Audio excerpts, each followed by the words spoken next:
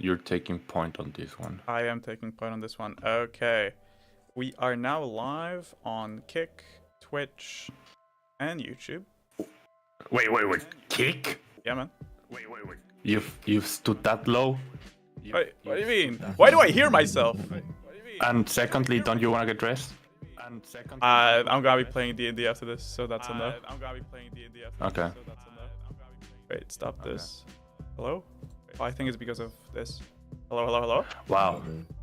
We've reached a new level of interestingly low. One semi-dressed, one semi-dead, and the other one couldn't give two shits. It's gonna be fine. I also realized I need to change this. Okay, talk show podcast. We're on. Kick sucks, but whatever. Fallout has arrived. Oh shit. 76 is free if you have Prime. Wait, like Fallout 76? Yes, sir. Oh. 76 and Fallout Tactics. Oh. Never even All heard of hail Fallout Lord Texas. Tactics. Never. But, I mean, game is game. Game is game. Old hail Lord Bases. Yeah. They'd have to pay me to play Fallout 76. Intriguing. 76 is broken. Oh, agreeably. I see. I thought they fixed it. No. The issue that Swears broke the most was the microtransactions thing. There's microtransactions in a Fallout game? Fallout 76 is not a normal Fallout, it's a live service game. Oh. It's an MMO, I think, if I'm wrong. Well, it's MMO-like. So basically you have your base and then there is a story that you can follow, but normally people can attack your base and not, and yada yada. Yeah, it wasn't a good game at all. Imagine playing Fallout without Fallout. Very cool. Sounds like a blast. Yeah. Still, fightingly or not, Fallout New Vegas is still one of the best games ever made. Right. Actually, not too long ago, I've seen Hydro play Fallout New Vegas with mods. I actually helped him to fix a few mods because he had like dependencies and like conflicts to where his game would just crash and like his roads would be like flickering and shit. Fallout New Vegas was made by Bethesda. Just for your information. Yeah. Also, Shay Potions New Vegas, as well. Who made Okay, Fallout New guys. Vegas? So we are currently on screen. So as you guys can see, this is the most neckbeard podcast it can ever be, okay? At this point. We have a dude in a bathrobe, we have a guy that is comatose to the top left, and we have a guy that's in a beanie and literally has a neckbeard, and then we have a coin. Shoot minority vote. What? But yes, guys, welcome to the stream. As you guys know, today is the Fucking Cultured Podcast. We haven't been on for a very, very long time. I'm pretty sure our last podcast was in January or February, something like that. But we're back in it. We're gonna have probably another podcast in like a month. Mostly because I will be on vacation in Spain. So that's my bad. But we are gonna try to make it more consistent as well. Because the reason we didn't have a podcast is not only was Daniel sick, then also Z was on vacation as well, and like stuff like that. Then also there was something with the one of the guests we wanted to have, stuff like that. Shit happens. But I want to introduce. Actually, no. First of all, how is everyone doing? No introductions just yet. Just whoever goes first. Oh man, what a loaded question. We're here. To preface, for C is fucking 6:30 a.m. Yes. No one in this world can tell me this man doesn't grind. For Z, it's 6:30 a.m. and he has woken up early 3 days in a row. just don't count the work week, and it's 3 days in a row. Man literally didn't have a weekend. My man No, is that's- back in that divorced father That's- era without the kids, though. It's been good. Yeah, Chris and Daniel already know, but I've been coaching track, so that's just been like super fun to have like another outlet. 'Cause that's been going on for like, gosh, since I got back from vacation, so like all of March. And so no, it's been fun. Like I just like getting out and being able to help them. I'd coach long and triple jump, and I got roped into pole vault, even though I never vaulted. But no, it's been really fun, and I don't know. It's just been kind of nice doing something that's not sitting at a bar most days. But yeah, and then gosh, it's just been cruising, been catching up on shows. I feel like there's like a metric fuck ton actually of just content coming out right now, and so Yo. just doing my best to keep my head above the water and consume as much as I can. Fair enough. Okay, who's next? Yeah. Before the guest, I guess I'll chime in. Not that Alright. anyone cares. Beep, beep, beep, beep. No. Well, to answer to some of the comments, potions and sickness are given the same energy as when you say, "Oh God, it is hot in here," and they answer with, "Well, you fucking X in my country, it's like 60 degrees on a Monday." It's like, yeah, good for you. Congrats. Don't think Flip spoke just yet. No, Flip has not spoken yet. No, don't invalidate my emotions. I'm fine. I arrived from a work trip that I had the entire week, so I haven't slept, and it was a corporate trip, so it's normally, drinking copious amount of alcohol with very high-end, like not high-end, but like people that have the decision if they fire you or not, so you kind of have to keep up. Yeah, and I was in Poland drinking with Polish people, so at some point, I don't know what happened. So I am experiencing the hangover of a week piled up on today. Yeah, so, but yeah, by the way, Cygnus says, Daniel, is this cope I'm hearing? of course it's cope. Don't invalidate my experience. No, I don't care. But yeah, back to what C was saying about content. Yeah, there has been a metric fuck ton of content coming out. I watched a few episodes of shows, but to be honest, I think I'm in my, like, when you get burned out of anime, and last year was such a high level grade of content that I was consuming like fucking anime every day. Yep. And I kind of got burned out, so I've been going back to watching some old classics, like, I don't know, It's Always Sunny in Philadelphia, or rewatching some old shows. Foreshadowing, I watched Fallout, very good. And then I watched Shogun. If you haven't watched Shogun and you're looking for something that is sadly, it is not a second monitor show, because it is a very, like, even the original, dubbing is in English and Japanese, so you have to be constantly looking if you don't want to miss who. And it has the same issue as Elden Ring, where everyone is named with the same fucking syllables, but just an S or not an S at the end. So at the end, you don't understand anything, and you're like, "Oh wait, I thought you were dead. No, you're alive. Wait, you weren't dead. Oh no, wait, you're a new character." Wow. But yeah, aside from that, I'm fine. Chris, you, before we Yes, jump before to the we guest. will save best for last. So, first of all, I think I have to let the elephant out of the room. Yes, guys, I'm in a bathrobe, but this is all cosplay, okay? So the reason I am in a bathrobe is not because I don't care. It's because after this stream, literally after this stream, there will be another stream, which will be a D&D stream, and I am the actual dungeon master of that campaign. I put a lot of work and effort into the actual story, so after we finish the podcast, we'll have the D&D stream, which is intriguing. Yeah, How long is the campaign? the campaign will be 3 hours. But, like, it's not a one-shot, Yeah. but, like, preferably it will continue on, Oh, okay. I was like, how are you? I was like, that's short. Bold is Right. Is your Lies, it man is just your wants to first- let them hang.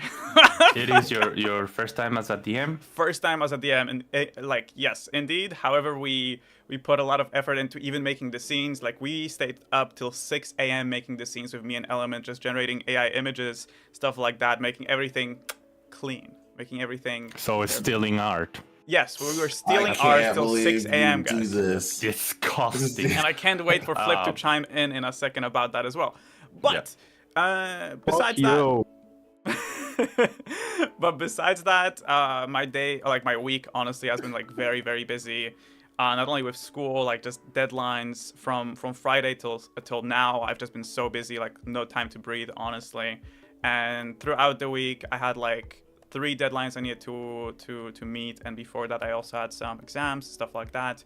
And thankfully, I passed everything, so I might even get my honors this year for applied psychology, which is very, very nice.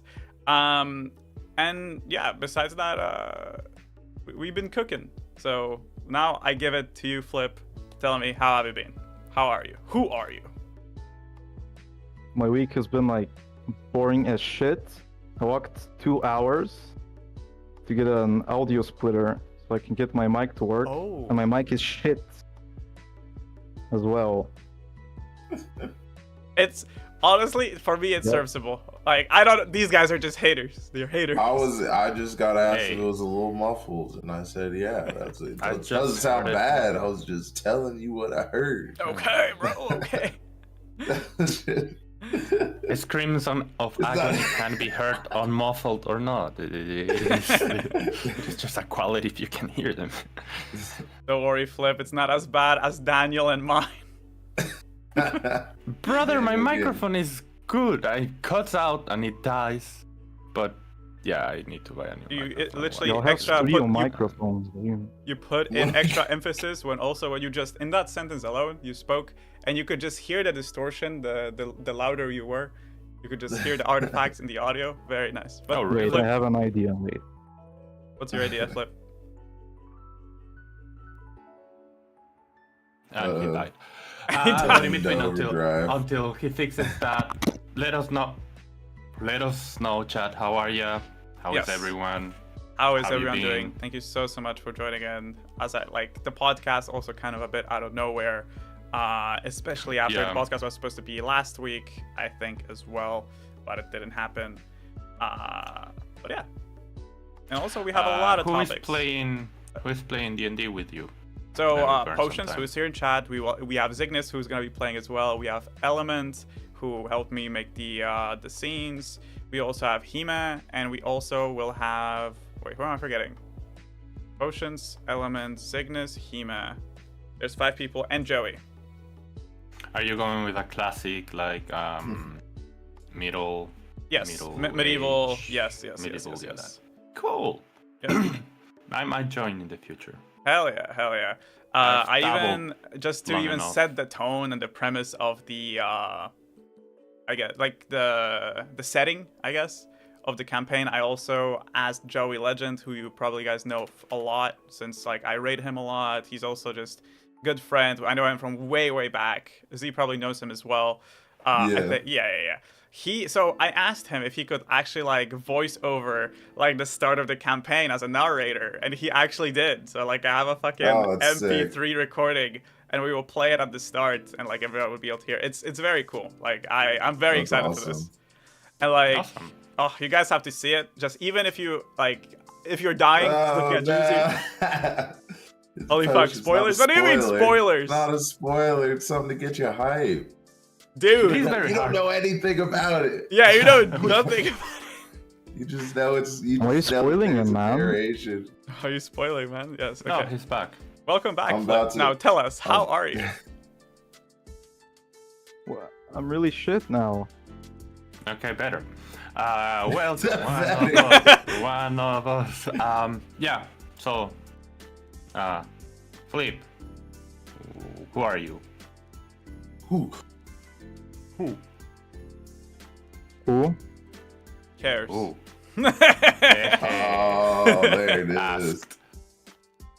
No, but like really, Flip. Like, who are you? Because like, I've known you for like I think a year. Like, I'm pretty sure I met you first in Nico's chat. And like, I know you do art, a lot of art. Maybe you want to promote like your Twitter, something like that. You can do that as well.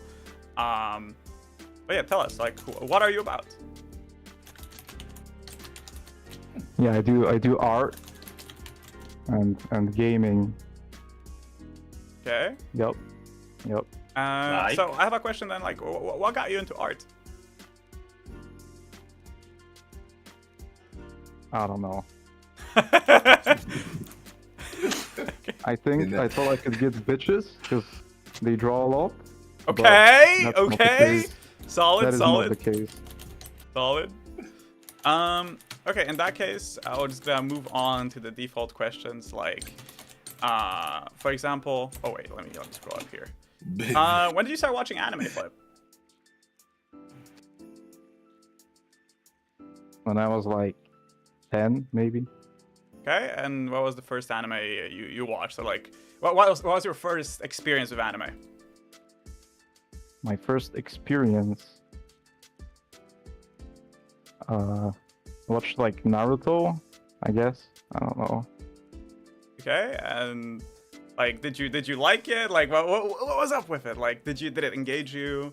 Was it just? I don't know. Did you feel like I was brain dead. I was a dumb kid. I don't know. Okay, so Dumb it's kind kid? Yeah. You only watched Naruto because you were a dumb kid? Yeah. That was peak content. It's the Dragon Ball Z phenomenon, guys. Do you do? I was rewatching Naruto 2 months ago. I think. Oh, really? And Oh, how yeah. Yeah, it's nice. pretty good. did it hold up from like when you watched it first? Really well. The fight kept up. Okay, Pretty okay. well. And do you mean like Naruto Shippuden or do you mean normal Naruto? Normal Naruto. Okay, okay. Yeah. Nice. I mean, you do see that in the OG Naruto, since there's only like 90 episodes or something like that. Yeah. They don't- There were more they're than not- 90. There's a lot No, more. I than think it's that. like 140 at least. It was Yeah, they're not 140. Fillers, they're shit. Yeah, 147 is the fight between Naruto and Sasuke. I think it's Really? yeah, but it is Yeah. 90. I think it's 90 without without fillers. There's like more or less. 300 episodes in normal Naruto, and it's Damn, done at dude. it's done at 140. Like, it's actually crazy. Okay, okay. You'd be lying to and then me. maybe I don't think I'm lying. after this first half, Naruto is kind of ass, really, Ano. Why do you say that? Tell us. Oh no, with an opinion. Ano, What a do we want to surprise. dog on Ano for his amazing poo-poo Soonish. takes? But like, I feel like we'll do that. You know what, Shit guys? opinion. We'll do that after. We'll do that after. First, let's focus on Flip. Let's not cut him off, guys. So, Wait, before we move forward, it had a total of 135 episodes. No shot, bro. It says, I mean, No shot. 2020, it had 220 in 2017, but the first 130 episodes were adapted from part 1 of the manga. The remaining 85 are used as filler. So it's 135 episodes of... No, I'm not talking about what's canon, what's not. I'm just saying Yeah. the amount of episodes in the series. I'm reading the Wikipedia, motherfucker. You That have says any... 220. That's- 220. let Yeah, me just 220. edit that number real quick, guys. It's 10 This guy, episodes. let me shorten it to better represent my number than your number. Yeah, exactly. Yeah, Badassery. you were but, saying Flip, sorry. Yes. Back to Flip. So, tell us, like, what do you like to watch when it comes to like genres, so we can gauge like your preferences a little bit, because like we are gonna do your tier list later on as well. So like, you know, I personally actually don't know what your favorite genre is, but we have talked a lot about anime in general. And you have also recommended me a lot of animes, and I would say they are also pretty varied. And you also have a lot of strong opinions about like a lot of animes. So tell me, what's your favorite genre? Like stepsister, big boobs, you know. I think he meant more as not in Man of culture. let's call it overall genders, as in action, comedy, drama, Yeah. slice of life.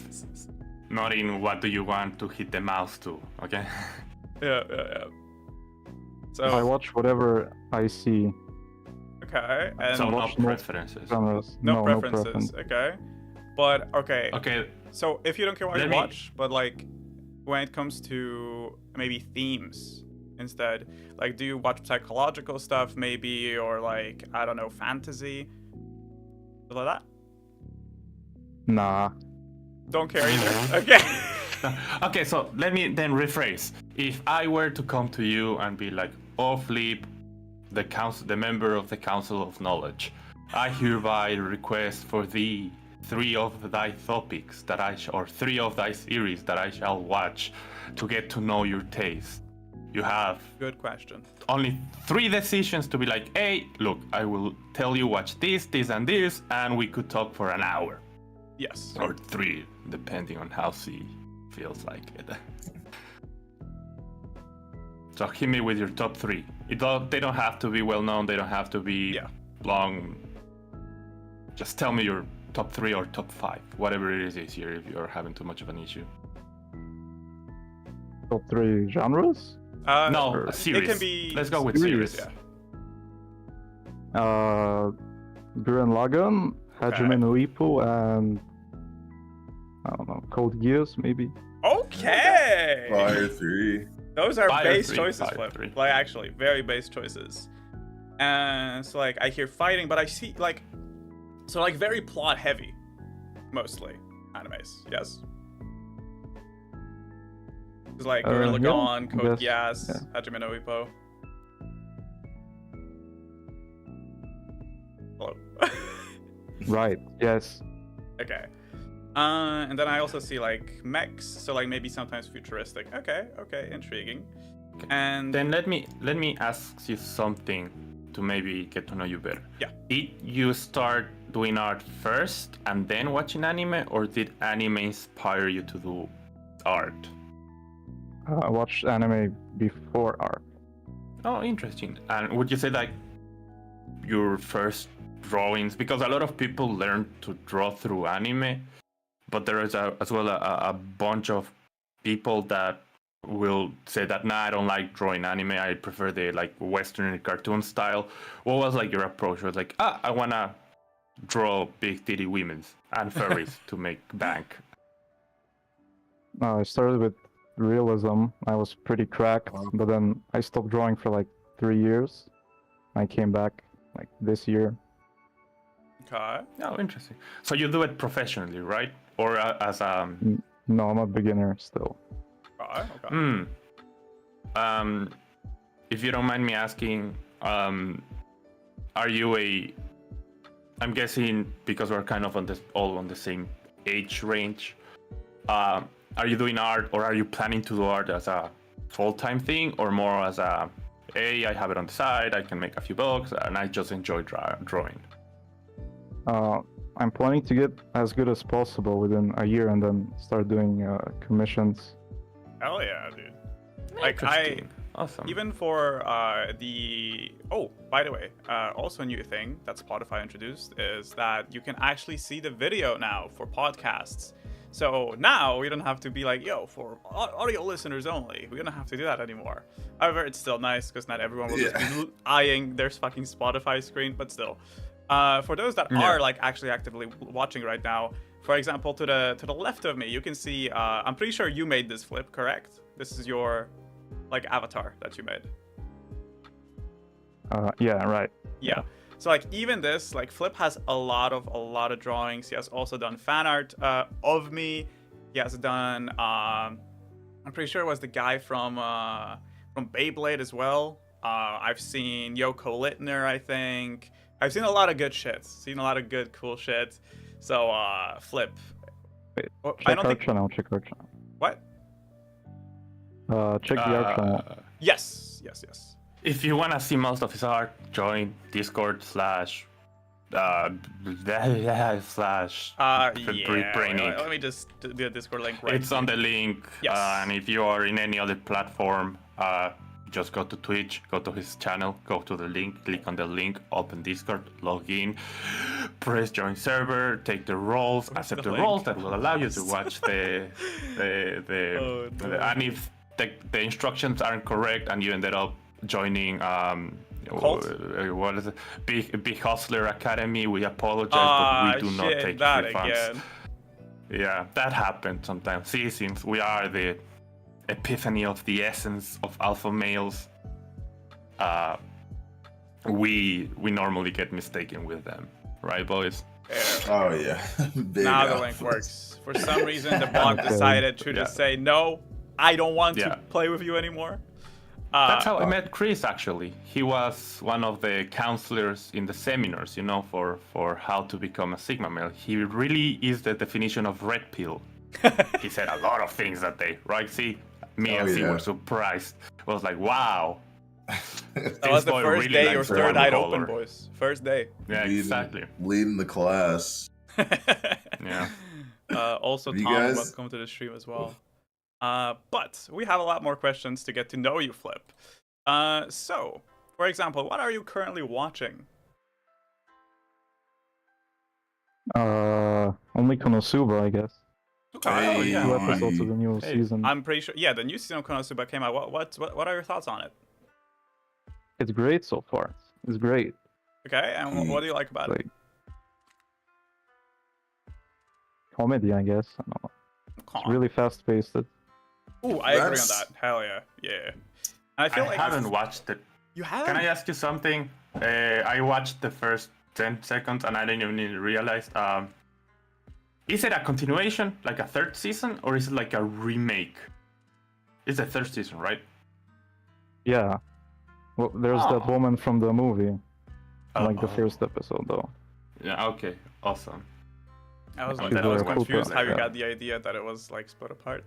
Honestly, but It'd be so cursed if they just like Yeah. it does so much because like the Megumin side story, backstory, the movie, like everything. We got as much as I want to complain about how like long Konosuba 3 took to come out, and it did. It was a long time. Like season 2 came out in like what 2017. Mhm. Like it was forever. But Konosuba's peak. I'm trying to get Angela to watch it, but I think it's too. It's like a lot of raunchy comedy, you know. Like there's like not even raunchy. Like how would you Inside describe comedy. Like you have to understand a little bit yeah, the gender of like anime as a whole to understand Right. certain of the references, right? it? Yeah, Um, that's a good way to put it.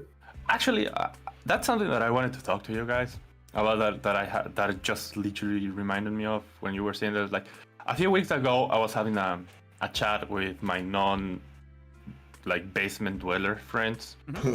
I know I have one of those had. They ran away. okay. But no, and they were The asking me, friend like, with us hey, in the room right now. yeah, it was like they were like, hey, what are you watching? I was like, I'm watching this, and this.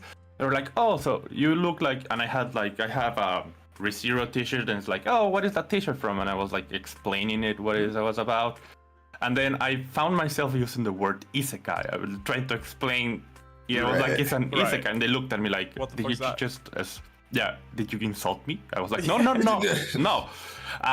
And then I was trying to explain them how isekai works, right? Because the whole reincarnation thing is not new, but the whole Right. reincarnation thing and then being part of the world is kind of a very anime thingy that hasn't worked very well on like the West media, I would say it. And I found myself struggling to describe it. I was like, yeah, it is like fantasy, but sometimes it isn't. Sometimes it takes fantasy, but you are a hero and then you die and you are reborn as a McDonald's worker. And I was like, so it is not fantasy? Right. It is. I was like, it is comedy, but only sometimes. So they're like, oh, like Lord of the Rings. I was like, yes and no, because technically they were all in. It's like, oh, so and then they said something that kind of hurt me. I was like, oh, so Inception is like isekai. I was like, That's not even no, close. it is not even close. No. But they were like, but they do wake somewhere else, and when they are in this dream, technically they still can suffer. And I'm like, I can yes, see- but they Reincarnation involves dying. Like, not there's- not necessarily. Right. Digimon is technically isekai, and they don't Oh die. yeah, sent to another world. Yeah, I got you. I Yeah. got you. I mean, Yeah. for a normie, I can definitely see the similarity. I can definitely, yeah. No, it makes sense. ReZero protagonist Yeah. didn't die. Yeah, he didn't die. I can't Yeah. remember what happened to him. He just walks out of the he just grocery store. Yeah, Oh, wait, he you're blinked right. and then he blinked Yeah. and then he gets a master's and a PhD in death. Fuck, But you're right. I'm misremembering because I thought someone got stabbed. That's every other. Well, that's the end of episode 1. No. Well, As in, see, like, Or got is it stabbed 1A? saving like his friend. Oh or no, something. you're thinking of reincarnated as Made it as a slime. slime. Oh Yeah. yes, thank you. Yeah. Yeah, that's fine. Yeah, and ReZero, it is an isekai technically because It is, yeah. I think the These fact- guy's just another world. Yep. being reincarnated or teletransported to another world without the necessity of ever without the certainty of always going back to the other Right. world. Because technically, yeah. Sword Art Online is an isekai for the same Technically, reason. yes, and it kind of So Yeah. I have a question for Flip, since we started talking about isekais right now, and we have like We're in it. we had just nice segue. Come on, guys. But like, so as we saw, like, hey, we have Code Geass, which is like plot heavy, but we also have like mechs involved, stuff like that. It's also kind of fantastical. It's kind of also sci-fi, and like isekai can go in a lot of different directions besides medieval, and like. Since you watched Konosuba recently, I wonder like what your opinion on isekais in general is, since I'm pretty sure you had some strong opinions about it before for certain isekais as well. Like 95% of isekais are just the same thing, and then there's maybe like 3 or 4 good ones. yes. Yeah, that's very fair. I honestly agree. But let me go deeper into that question. Like, what would you say is a good isekai, and what would you say is like a bad isekai? Like something that like for example, for me, reincarnated with my smartphone in another world or whatever it's called. I watched 2 episodes of that and I hated it with a burning passion. And I still watched the 2 seasons, but that's because I hate myself and I have to work that out with my therapist. Okay, I have a But question for for you, you, like- Daniel. Did you watch Rent a Girlfriend all the way through? No, but I am reading it weekly or bi-weekly whenever it comes out. I hate it. Like, okay, before tangents with Daniel, before we go to the actual guest, I have never felt so much anger as whenever I have to read that fucking chapter. It's like, at this point, like, the story is almost done with Rent a Girlfriend. It's getting there. There's a story? A story in the same way that the Geneva Convention protects countries of war. I see. Yeah. Social commentary. But no, yeah, it is a ever-growing pile of burning shit. Like, remember how there were things that made it redeemable? Like, I don't know, Oh, things Chizuru or made- something like that. Sure, What? Sure. I said Sure. things made it redeemable. Yeah. That- All right. All right. But then it went bad. Like, so there was an arc, and I won't spoil it because There's That's arcs because I'm now, never gonna okay? watch I'm gonna say. So basically, the whole Chizuru being a rent-a-girlfriend thing gets found out, like a rentable girlfriend, and then they have to resolve it between the grandmas and the whole thing because it happens in front of the entire family Oh, and of the snap. entire friends. So it gets like, you're like, oh, is it getting my thing? And then it happens, and then it gets resolved rather quickly. And now they're like approaching the end where like one is going to confess to the other one or other way around. But it is so bad, like so horrible. Yeah, to what Element says, like, do I hate it but I still read it? Yes, I am well known for hate watching things because I have to. I am a very compulsive person to a certain extent. That's why when I buy a game, even if I don't like it, I have to finish it, else my skin itches. Like, I have to finish things. It doesn't matter how long it takes me, I have to finish them. That's why I'm very selective when it comes to things that are long. Like, for example, exactly, kind of like Stockholm Syndrome.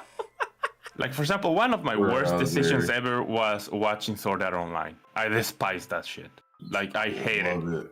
Love But it. whenever I see that there is a new announcement, I'm like, I'm not gonna watch it. I'm not gonna watch it. And then whenever that happens, my palms get sweaty. I get stressed, and I'm like, if it's not fear of missing out, it's more or less like very low degree of like obsessive compulsiveness. Like, I bought Assassin's Creed Origins, the one in Egypt, probably one of the worst games that I've ever played in my entire existence. And I pulled 70 hours on that thing just to finish the No, game. bro. I hate it every single I think you're in denial. Yeah, you. In that game, yes, but in the other ones are. I don't know. 70 uh, hours into a game like that is criminal, bro. It took a like, long- actually. Yeah, I had to restart like 3 times because I couldn't remember the plot, and I couldn't like. Want me to add salt to the injury? I bought the collector edition. Oh wow. $220. I Just have a put it fucking down. statue. Put it Just down, put man. it down, bro. Statue. You I don't- tried. It's all right. It was so You bad, just, but you I just got a sweet, overpriced Yeah. statue. yeah. Going back Tangent. to Flip, are you the same like me? Like, do you have to finish things, or am I the fucking monster here? I'm not rich. I didn't eat for like a month. That was the last Assassin's Creed that I ever bought. Assassin's Creed was my favorite series. But So yeah, we have Flip, 3 are you questions like for me? Flip, so we're gonna be sensory No, overload I think here. you're just like weird. Awesome. Yep. Okay. So yeah, tell me what's the good isekai under your standards and a bad isekai. Best one I've seen is like Mushoku Tensei.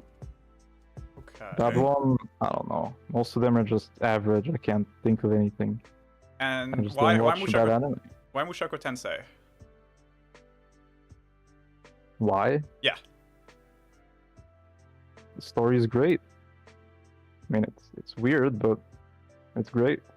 Okay, honest answer. I do like it because, like, for me, like at first, like the first season of Mushoku Tensei, I was like, this is it. This is fucking heat. Like, no cap.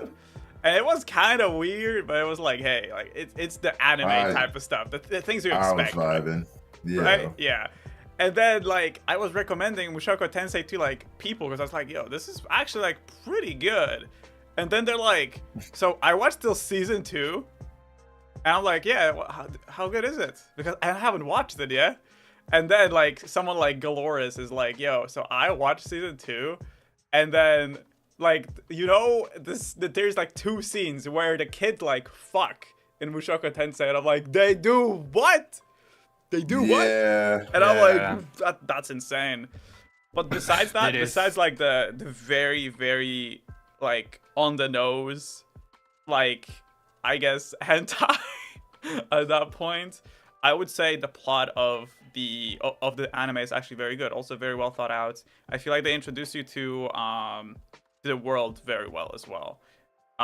And I want to know your opinion about it as well, Coin, because like, don't get me wrong, it is a podcast, and so far it feels like we are really like kind of overpowering you, but like we want to like know your opinion Hear on you. things. That's why you're here, you know. So please do tell us. There is no judgment here yet. We are gonna light you on fire when we get to the tier list, but please, like, tell us whatever comes to mind.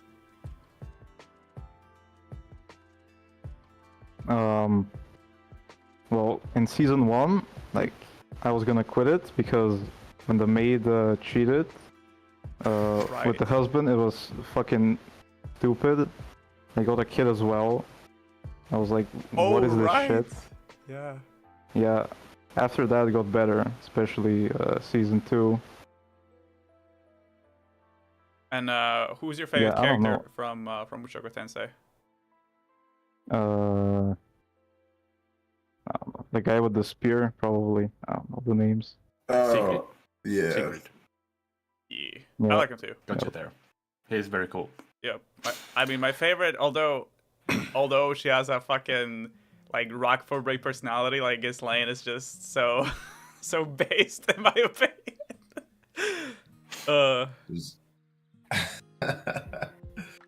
Just- she just does everything right, you know? Yeah, like Yeah. come on. Like the rock hard abs, like Dami Mon, like come on, man. Like All right, so Just to clarify here, Coin, when you say season 2, do you mean the back half of 1 when they're going through the Dark Continent? I mean, like, or you mean like the Academy? I mean, like, part 2 of season 1. I haven't seen season 2. Oh, I see. Oh, Like, okay, yeah. Because part 2 of season 1, I thought was like, I think for me, that's what made Mushoku like I still really enjoy Mushoku Tensei, but season 2, like the beginning kicks off, and I feel like there's like a lull for that first like couple episodes, and then it's just back, which makes sense, like going from right where season 1 part 2 ends into season 2 part 1. I love seasons getting broken up. It's super awesome. But like there's definitely like a slice of life portion, and I still enjoyed it, but it sucks because it feels like the stakes were so high, like getting up to that point, and then it's just like, oh, we're just chilling now. Like, I think it's the same as with Vinland Saga, right? The first part of Vinland Saga portrays this oh shit to the walls, back to the back action, destruction, and everything. And then the second season is, well, you like them potatoes, don't you? And it's farming. I haven't finished it yet. They were just in a farm for like 20 episodes, maybe. Yes, and I won't lie, because like, wait, sorry, go on. I'll interject. No, I was gonna say, and with Jobless Incarnation, it's kind of the same. And for us, as long as it's going to go, it's like it hits its lows right now, or when now it's lows, but it's like we had the action, and I was just Academy and like building Rudy as a character, because for what we know until now is like the one pervert note, and while he keeps going like that, he grows as well as a person. And I don't know why they cannot make it in like well, I understand why, but it's like the action kind of dies down and it's this lull of nothing happening, and that hurts. But yeah, Flip, what were you going about? What? You were going to say something. Oh no, I said it. I don't know. I think it was Chris. I was gonna say something. You should. Yeah. Right, I was like, did I not hear Flip? Like, wait, pull me back. Get me, This is naked. give me back. But no, like, I wanted to interject about, fucking hell, no, I forgot. This is insane. Okay, no. We're gonna do a segue because I can't remember right now. But like, it was like a detail for Mushoku Tensei where it's like, oh no, it was the Vinland Saga. Thank you, I remember now. My brain, the two brain cells, they fought it out 1-1. Okay, there we go. Okay, so when it comes to Vinland Saga, like especially season 2, like I watched it as well very, very recently, and it was like a very intriguing change because like as we said, season 1 is very pumped up, very like a lot of action, a lot of gore, a lot of things happening, and in season 2 it's mostly about character development, which I think is also why a lot of people dropped season 2 midway through. But in my opinion, the season finale of season 2 really, really pays off the watch of the whole season. Like, not only because like the characters come back, you see like the overall effect of what's the dude's name? Like the heir to the throne. No, not Thorfinn. Oh my god. The Jormungand Vikings. I know his name. Oh my god. Something like that. Yeah. It's gonna come to him in next topic. Yeah. Yep. But yeah, like the effect that he had, how Thorfinn changed him, and like also like in the end when Thorfinn tries to get to him to actually like reason with him on like the things and like Canute. Thank you. Yes, Canute. Thank you. Confronts Canute to like see that this way might not be the only right way, for example. And I found that like not only very poetic, but like also the build up to the fight, or like not even fight, the build up to there was a fight before that, and then the build up to the actual problem was just so well executed. It is actually like insane to me. Because like first when you were talking about it, Daniel, when like the season 2 came out, I was honestly like very sketched about it, where it's like, oh, there's just farming, you know. You just said that and I was like, man, it's gonna be dog shit. But even in the farming segment, you still had things going on with like the farm boy from England, stuff like that, like the overall stuff that's happening in the village as well, which in my opinion, like it just fits so well. And then I have a question to you, Coin, and then to you guys as well. But like, how did you guys like season 2 of Finland Saga, if you guys have watched it? And I asked the same question to Chad as well, in retrospect to season 1.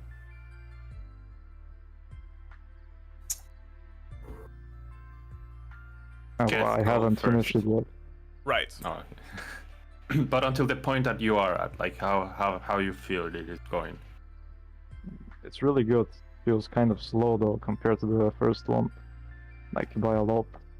Makes sense. Yeah, slams on the brakes in season 2. Yep. There's like season 1. There's so much story development, but there's so much just like in your face, like we're just getting into it action, and dude, my brain is so smooth. Like I need it for a series.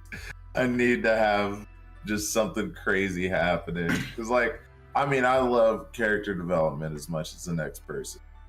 But what will forever keep me interested is just seeing someone get to be a badass. And Thorfinn, like, bro, I remember for the longest time, I was like, daggers is shit. Like, I went from that sword kid to like, oh, bro, if I had like a couple of daggers, I could take a world. You changed bro. from the Like, fighter to the rogue, like, dude. Yeah. Exactly. That's just how badass Thorfinn was. True. Man. Like, Completely agree. Yep. yeah. So just like getting that badass taken from you, and he's like, I am now a high road. You're like, no. Come back to us. I like what Potion Yeah, says. I was gonna say that as well. I'm not gonna read everything because spoilers, but there is like what I liked about the second season is that the small things became important. Like Yes. and this is not a spoiler, is history class. Back in the back days, slavery used to work differently in that part of the world where you were a prisoner. But you could buy your way out by doing labor work or doing certain tasks. At some point, you can buy your freedom up, right? Mm-hmm. And that's kind of as well a big part of the second season is like these characters or certain characters getting out of slavery, right? And like the little tasks, like the first I don't want to spoil it, but like when they realize that they are finally able to go, it's very interesting, and then it takes another turn. So yeah, since a lot of people haven't watched it, I like it a lot, and that's where I am very opposite to see. I enjoy a good, like for example, one of my favorite episodes ever from any anime is episode 18 of Re:Zero season 1, where it's literally just a dialogue, like 20 minutes of a conversation. Is that the one with the guy in the white suit and the hat? Is that No, one? it's the one between Subaru and Rem. Oh, where yes, he, like, yes. where amazing. he like hits the lowest possible point, Right, and he just starts talking. It's like 19 minutes of pure dialogue. If you had the episode muted, you thought it was like a background. I love that. Like some of my favorite movies as well are long out, like the Requiem for a Dreamer is like there is no action there, or like The Whale, it is just characters. So for me, season 2 of Vinland Saga hit the nail perfectly, because it was the most like rawest it can be. Because sometimes I feel like series and movies hide behind action to like avoid developing characters in a meaningful way. Like it's like, oh, you have to fight, but you have to fight just so that you're stronger by the end of or like you have to go through this so you are stronger by the end of the fight, but there is no growth of the character. Where Vinland Saga goes like, hold my dulled out daggers, we ain't using them no more. Yeah, so yeah. And I also want to mention like a few comments, and especially this outrageous dookie that Ano has left on our doorstep yet again. I fell asleep during that, ended up skipping over it. the Rem it is. speech and everything. Oh my god. I mean, Bruh. what a surprise. What a surprise. we're not gonna buy into the rage bait. Not anymore. We're better than that. Well, what was his take that literally made me, like, I haven't used Discord in a very long time for more than playing a card game that I have, again, obsessive compulsion about it. Right. But I read some messages, I check that the server is not in fire, and then I move with my life. I remember the take. Right. The take was yeah. that Jack Clenfin's Joker is worse than not Jerome, Jeremiah Valeska from Gotham, and he is worse than Jared Leto Joker. Yeah, that take. We'll kind of unpack it here, since this is a court of open opinion, and we'll ask the chat. Yeah. Wait, before we move on though, also I like what Potion said, and I completely agree. I'll be honest, Olmar might have been one of my favorite characters in that season, and I completely agree with that. Olmar, I was pleasantly surprised about his character, because I thought he was just gonna be a side character that gets killed off. Because that's also like the mindset you have from like how cruel the world in that anime is. But I'm actually really happy with like how they ended up working with him, as in like working with his character and like making his character actually important to the overall season. Yeah. So, should we dive into Ono or move, or like Flipper? What do you think about that opinion? Yes, Flip. Actually, let me ask you something. Are you a Marvel DC comic hero, or mostly focused on let's call it anime and manga? Yes. Are you a Marvel dick rider, or are you a DC Giga Chad? Or you don't give a single shit? I don't know shit about DC or Marvel, I think. Yep. Okay. But you have watched the movies, right? Probably? Like a couple, yeah. Okay. Right. Interesting, yeah.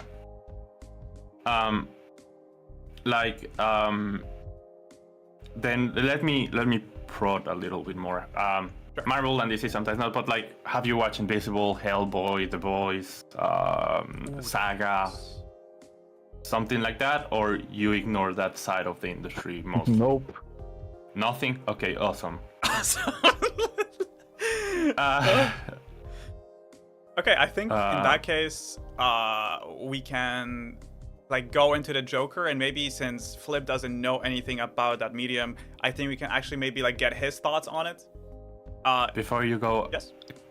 Ono just dropped another dookie the size of the crater left by an atomic bomb in Fallout. And that is, Jared Leto hasn't got the last word on Joker, he's just better than Joaquin disfacted white men society. Do you realize that Jared Leto, Joker, inflicts in everything that the Joker stands for? Right? Exactly. Like, he doesn't own like the whole damage thing and daddy and haha thing. It's the antithesis of what Jared Leto is, or what the Joker should be, right? It's just it literally dookied on the entire generational change that the Joker character was supposed to be. It's just and we'll get into it right now. But yeah, so what do you think about the Joker as a character first, Flip? Were you saying something? What do you think about the Joker as a character? Like, what, aside from cool haha, have you read something about it, or is it just like you don't care about Nope.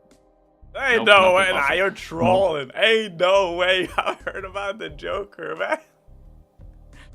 Well, I have, but I haven't like watched any movies. Right, that's completely fine. But you know the general premise of the Joker, right? Right, yeah. Okay.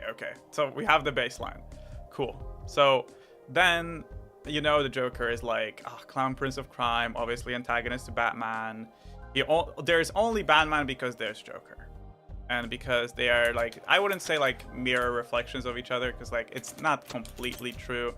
And it's also like, it's mostly for making Batman choose difficult choices, and also in general just be a fucking nuisance and be like the real baddie of the overall Gotham, like, I guess, confined space. I don't know. Not just Gotham, but in general, you know what I mean. So we have 3 Jokers in this deck of cards, if you will, okay? So we have Jacqueline Phoenix as Joker, which was the standalone Joker movie, which didn't have Batman, which was very intriguing as a choice for a movie about Joker, because as I said, without Joker there is no Batman, without Batman there isn't Joker. But this was a very different take on him, and in this take it wasn't about like, oh, I fell into a vat of acid and I became insane. This was actually more character development for the Joker in terms of like, oh, society actually beating someone down and then him going insane. Very, very well written movie, very well acted. Jacqueline Phoenix, in my opinion, did an amazing job. Joaquin, not Yeah, it's Jacqueline. Joaquin. Joaquin. Oh, what? No way. I was like, oh my god. Is it? So far away, man. No way. Are you for real? Wait, we're using fucking translate right now. Big fan of Jacqueline Phoenix. Wait. Joaquin is a Latino name, bro. Wait, It is actually- Joaquin. Okay, It's hold on, Joaquin, yeah. guys. You can continue. I am literally researching this right now. Hey, no way, bro. So Jacqueline Phoenix and Aaron were part of the movie. Hey, no way, Oh bro. god. Oh my god, I was like listening to it like, are you trying to say like a laughing Jacqueline? I The love whole the thing one from... Joker. I was like, what the Joaquin Raphael Phoenix. my boy Joaquin is trying to Raphael pronounce- Phoenix, you are right. Oh my god, okay. I'm gonna call him Phoenix from now on. We're gonna skip over it. Yeah. So Jacqueline. Jacqueline Phoenix. I thought it was his name, no cap. But yes, you can continue. So okay, we're gonna continue on to the other Jokers, to like put it in perspective. Guys, Jackie Chan Joker. No. You can't do this to me, man. Don't do this. Does anyone want to take over for any of the other Jokers to explain it to Flip? I'll take. I haven't watched Gotham to the end. Have you? See, so you can take that Joker. Oh, I didn't can watch take- Okay, Gotham. so first of all, from what I was reading is first, technically, that one isn't Joker. He's like the Joker comparable to whatever Gotham had. Yes. So he's not technically the Joker. But yeah, I can explain you about the other one that was, who was he talking about as well? Was Jeremiah. that one? Oh, Jared Leto. Jeremiah is the Gotham. Wait, Jared Leto. So you talk about Jared Leto. I'll explain Jerome and Jeremiah because they're technically both the Yeah. Joker. It's a whole ass mess. It is Joker a thing year that one. was- Yes. Yeah, basically the Jeremiah thing and the I'll explain Jehovah it. one Just go that to Jared Leto. Chris was gonna say. Yeah, Faster said they don't belong in the same universe as the other ones. But yeah, so Jared Leto is, if you took a character that you love, let's say if you take Itachi from Naruto, since you kind of are in that area, and you went like, how about we gave him the TikTok filter, and it's Itachi with a drip jacket, and it says "I hurt" in his forehead, and then his eyes are like, instead of being like the normal Sharingan thing, They're normal. they have like a penis or a wheat leaf in his eye to represent that's his cool Sharingan, and instead of like being in kind of that remorse of killing his family and like realizing that that was the right thing to do, he did it because it will get him the likes. So yeah, basically it is taking this. By the way, nothing on Jared Leto. Jared Leto, I think he just, well, two things. He's a method actor, so he was using that excuse to be a dick to everyone else, so whatever. And secondly, you can only do so well with the roles you're given, right? The approach that he took, it was like, basically, how do I make the character that is supposed to be this somber, calculating guy who doesn't care about anything but himself and making the Batman suffer or whatever, Right. to a guy who, first of all, adores money. Like, just to put it in perspective, there is a scene in the original Suicide Squad movie Mafia where boss. where he's lying in a circle of money, right? Yeah. That already goes against the wait, I'll answer to what the I saw Ono that said in the outrageous comments. comments Yeah. too. So first we'll start with the whole thing of the money. First, he doesn't approach, like, he sees money as a means to an end. He doesn't want to be rich. He doesn't give two shits. Maybe that was his starting point, but the psychosis and like the pressure, well, not pressure, because it was about, like, let's call it the broken mentality that he represents in the comics is supposed to be like a thing. And Joker is not somber. He is somber. That's the whole point of his character. It is the haha, but in reality, I'm a fucked up day.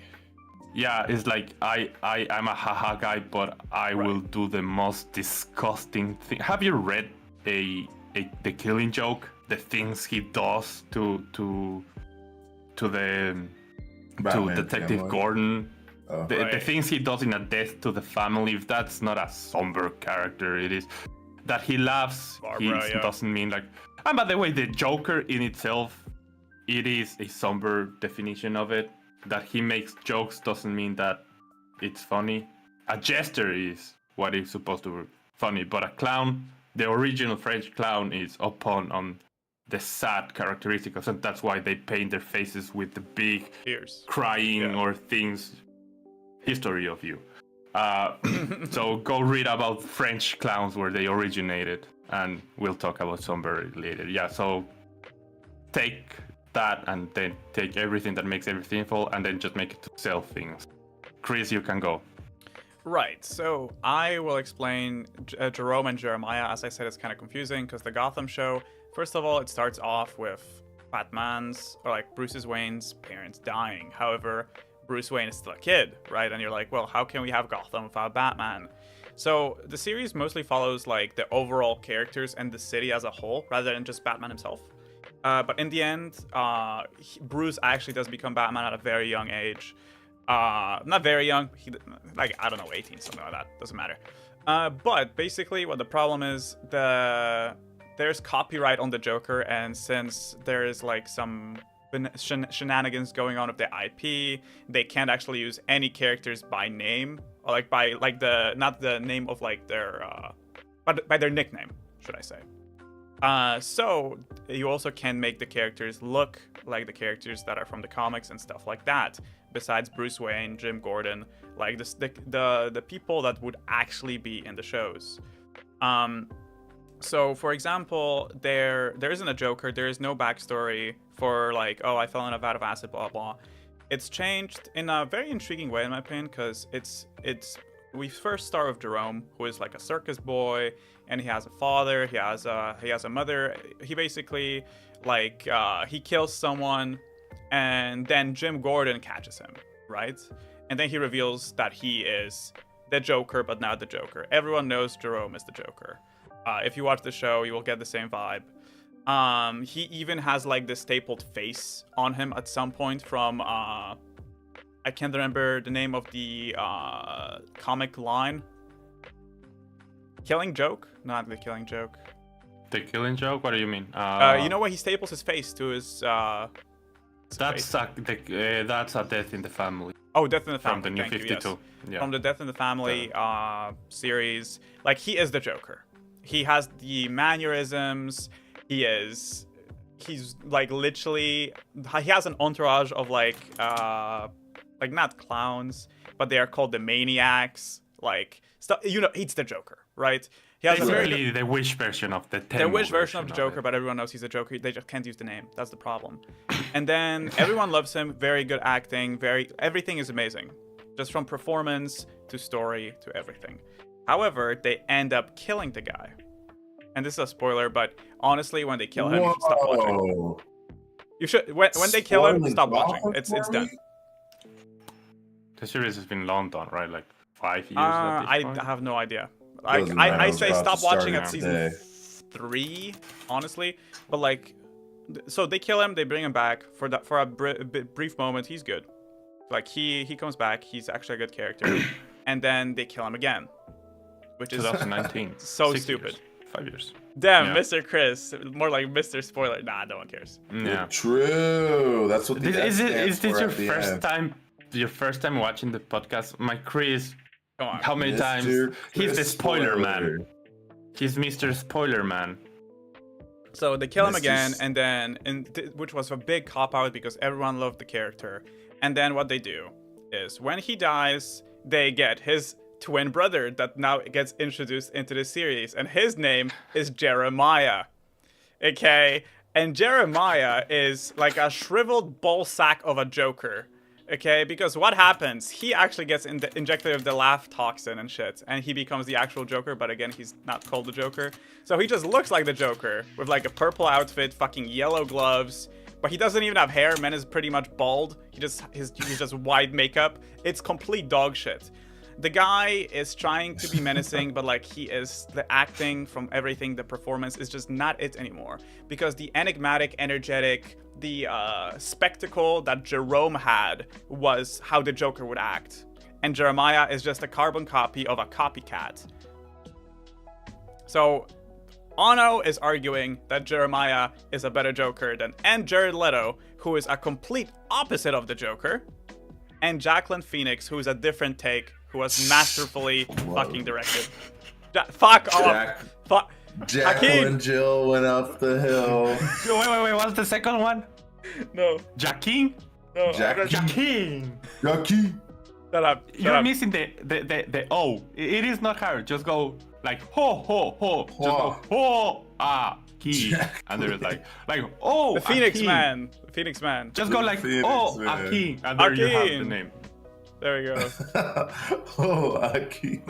Since Guys, the guys, question stop is a little bullying me, bit please. yeah. I don't have Since patience for the this. question is a little bit spread out with the descriptions that we given to you. Like, what character will you be like? Oh, that makes a better story. Oh, that one is just existing, and oh, that just shit. Like, what will be your approach, Flip? Last two look silly as hell, so I'm just gonna go with the first one. Yep. Yeah, it was. So that wait, was which the- one do you say is which last two? You mean the Gotham ones are goofy, yes? Yeah. Okay. Yeah, makes sense. Yeah. So you'd rather have Jared Leto Jared Leto. than Jackie Chan Phoenix. Yeah. Yo. Oh, is really? Jared Leto, fuck off, Interesting. guys. Jared Leto. You know, it seems that it became convoluted, so I think so propose too. let's just park my flip boy here with an interesting opinion that he can actually help. Right. Guys, because I know that all of you have watched, read the transcriptions, fucking typed it on Word, transcribed yourself every podcast that we've ever made because we're your favorite show in ever made. True. Because Number we're one in the punctual, US. We're number True. in the True. number. I don't care about in the US. The Number Queen one in the world. said The Queen. here. The Go. Yeah. So last time we had this small discussion, and you were very active on it as well, and appreciated for it, of course, about AI entering the world, like the artist world, and we were arguing that the main point that we were trying to make was like that at some point, if there are no regulations or if there is not a way to make it, it will be unfair because the way AI works is it will slowly start to replace the low skill levels of artists, right? Like you will have the specialist that is able to like draw super hyper realistic things that an AI will not be able to do, or a very specified way of a character thing. But you said that AI will never be able to generate art on its own. So we wanted to get more input on what you thought at that time. Like, Yeah. So let us hear let us hear your roars. The artist perspective on AI art. I think I said it wouldn't be as good as a professional concept artist. But it, why? It Yeah. won't be. Elaborate. Well- like Oh, because they make the ideas, they make the characters, they make them interesting. And the AI has to take them and then make it itself, which it can't do. then let me throw an argument about it. So you're saying that the artist is the only one able to like constipate and conceptualize the character. But what if I approach you as a commission? I am giving you the description of. I'm basically creating the prompt that I will later on give to a ChatGPT or to a Sora AI or to whatever, right? So, I understand that I am super simplifying the artistic. Okay, let me take another approach. How do you start drawing? Like if I go like I want a dog with horns, a pee-pee, and 2 tits. Like how is your approach to that? Daniel, like, I think like how do you visualize it? Daniel, I think it's very simple. He gets a paper and then he picks up a pen. Yes, that's what you think, because that's our level of understanding for people that don't know how to draw for shit. So give us the But process. as someone, yeah. You look up references, do construction lines, and then you go beep, boop, bop, boop, bop, boop. Okay, interesting. Yeah. So, do you see maybe AI maybe helping you in that process to maybe make it easier, or do you think like AI has no place in this? How will it help me? Maybe by giving you some type of reference. Exactly. Well, it's stealing it. It's not like I can just look it up. It's gonna give me some weird shit. Okay, so I actually have a counter argument because you guys will see this like after the stream as well, because like as I said, D&D stream. So for D&D especially, since like if you have combat, you have to have maps. How do you get those maps? Well, I'm not an artist. I can't make maps because I'm fucking stupid. However, the AI actually has made some pretty good maps, and it's like you just give a prompt. You can do Dungeons and Dragons art style. Give me a cathedral with pathways and like big booty bitch in the middle, okay? And it does literally that, like top-down view, everything. It looks amazing. And I would say when it comes to art, that although like I would say it's lifeless. Lifeless. How would I say this? Soulless. Soulless. Yes, a soulless concept or like soulless product. It is still very good to like the normal consumer, because that was also one of our prior points for people that are actually like not as skilled or don't have the money and stuff like that. So my main point is what do you think is wrong about AI art? When it gives you so much accessibility, it can give you ideas, it can help you out a lot. I mean, if you use AI, you're just lazy. That's it, really. Okay. Okay, then let me put it like this. Let's say you have no fucking clue on coding, right? But for school you need to do coding, right? But you were sick or you wouldn't do, and you have no time, right? So let's okay, now let me do it some other way. For people that are not good on art is a rather more complicated, or it takes longer than every other, let's call it, ability to develop, right? You said yourself that you've been drawing for a long time and you still believe that you need a year more or so to fully go in professionally. Would you agree that if AI could help you like make that process faster, wouldn't it be useful, or like maybe there are some value to AI, right? Like for people that don't know how to draw or don't have the meanings to draw. I know that it is sometimes just a paper and a pen, but who knows? No, it can't really help. When you want to draw, you need to use references from real life. Because AI is using a rendering from other artists, especially one, and it's making like shit look all the same. Okay, then let me throw it a question. Let's say we live in 2035 and AI has developed far more than what we concept. Because one thing of the aspects that I always hear in my field is AI at this moment is at its worst. It can only get better. Right. Like you can see it like even now from the hands. If AI takes an approach uncapitalistic of them, but for every model or every regressive model that they create, they found an artist that they pay for the references, right? Let's say, I don't know, OpenAI comes to you and it's like, hey, I want to give you a stifling or a stipendium of like 50 grand a year for you to draw reference. Like your job will be day in and day out to draw.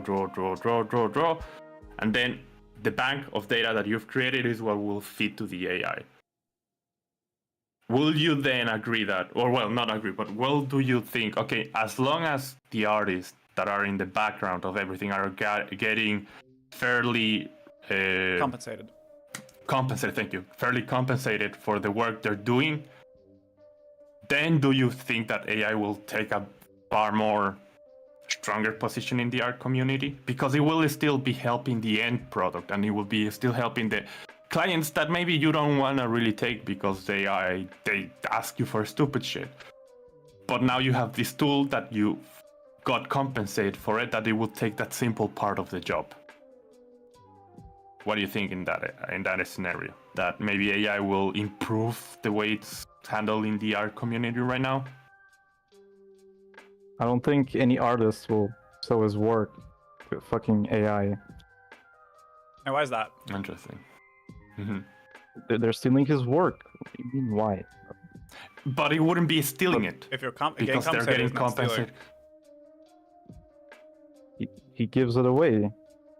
But like he's getting compensated. This is like a normal transaction. This is like Yeah, you but have your goods. They wouldn't do it. Okay, but like if you did it, why wouldn't you do it in your situation? Because they're stealing my work. And they're taking other people's jobs. So like just real quick to interject here. So like something like I'd compare this to, like I do structural engineering, right? And there's what's called prescriptive method. So with the prescriptive method, that's like if you're doing like a generic deck or like a slab on grade, so like just like a concrete porch, like you wouldn't have to hire an engineer for that, because like outside of having just like soils with high sulfate, that just means it eats like at the concrete, or soils that settle, so like clay soils, so when it gets wet, dry, it expands and it shrinks, which can crack the concrete. There's like these methods that you just don't even need an engineered stamp for, because they're just like already approved. And so as like me, like the stuff I'm doing is like custom houses or like retaining walls, and I like understand what you're saying, and like there's definitely a space in the industry right now that it's like, how far will AI go to where it's like, oh, you can just design this whole house and that's like a lot of my job, right?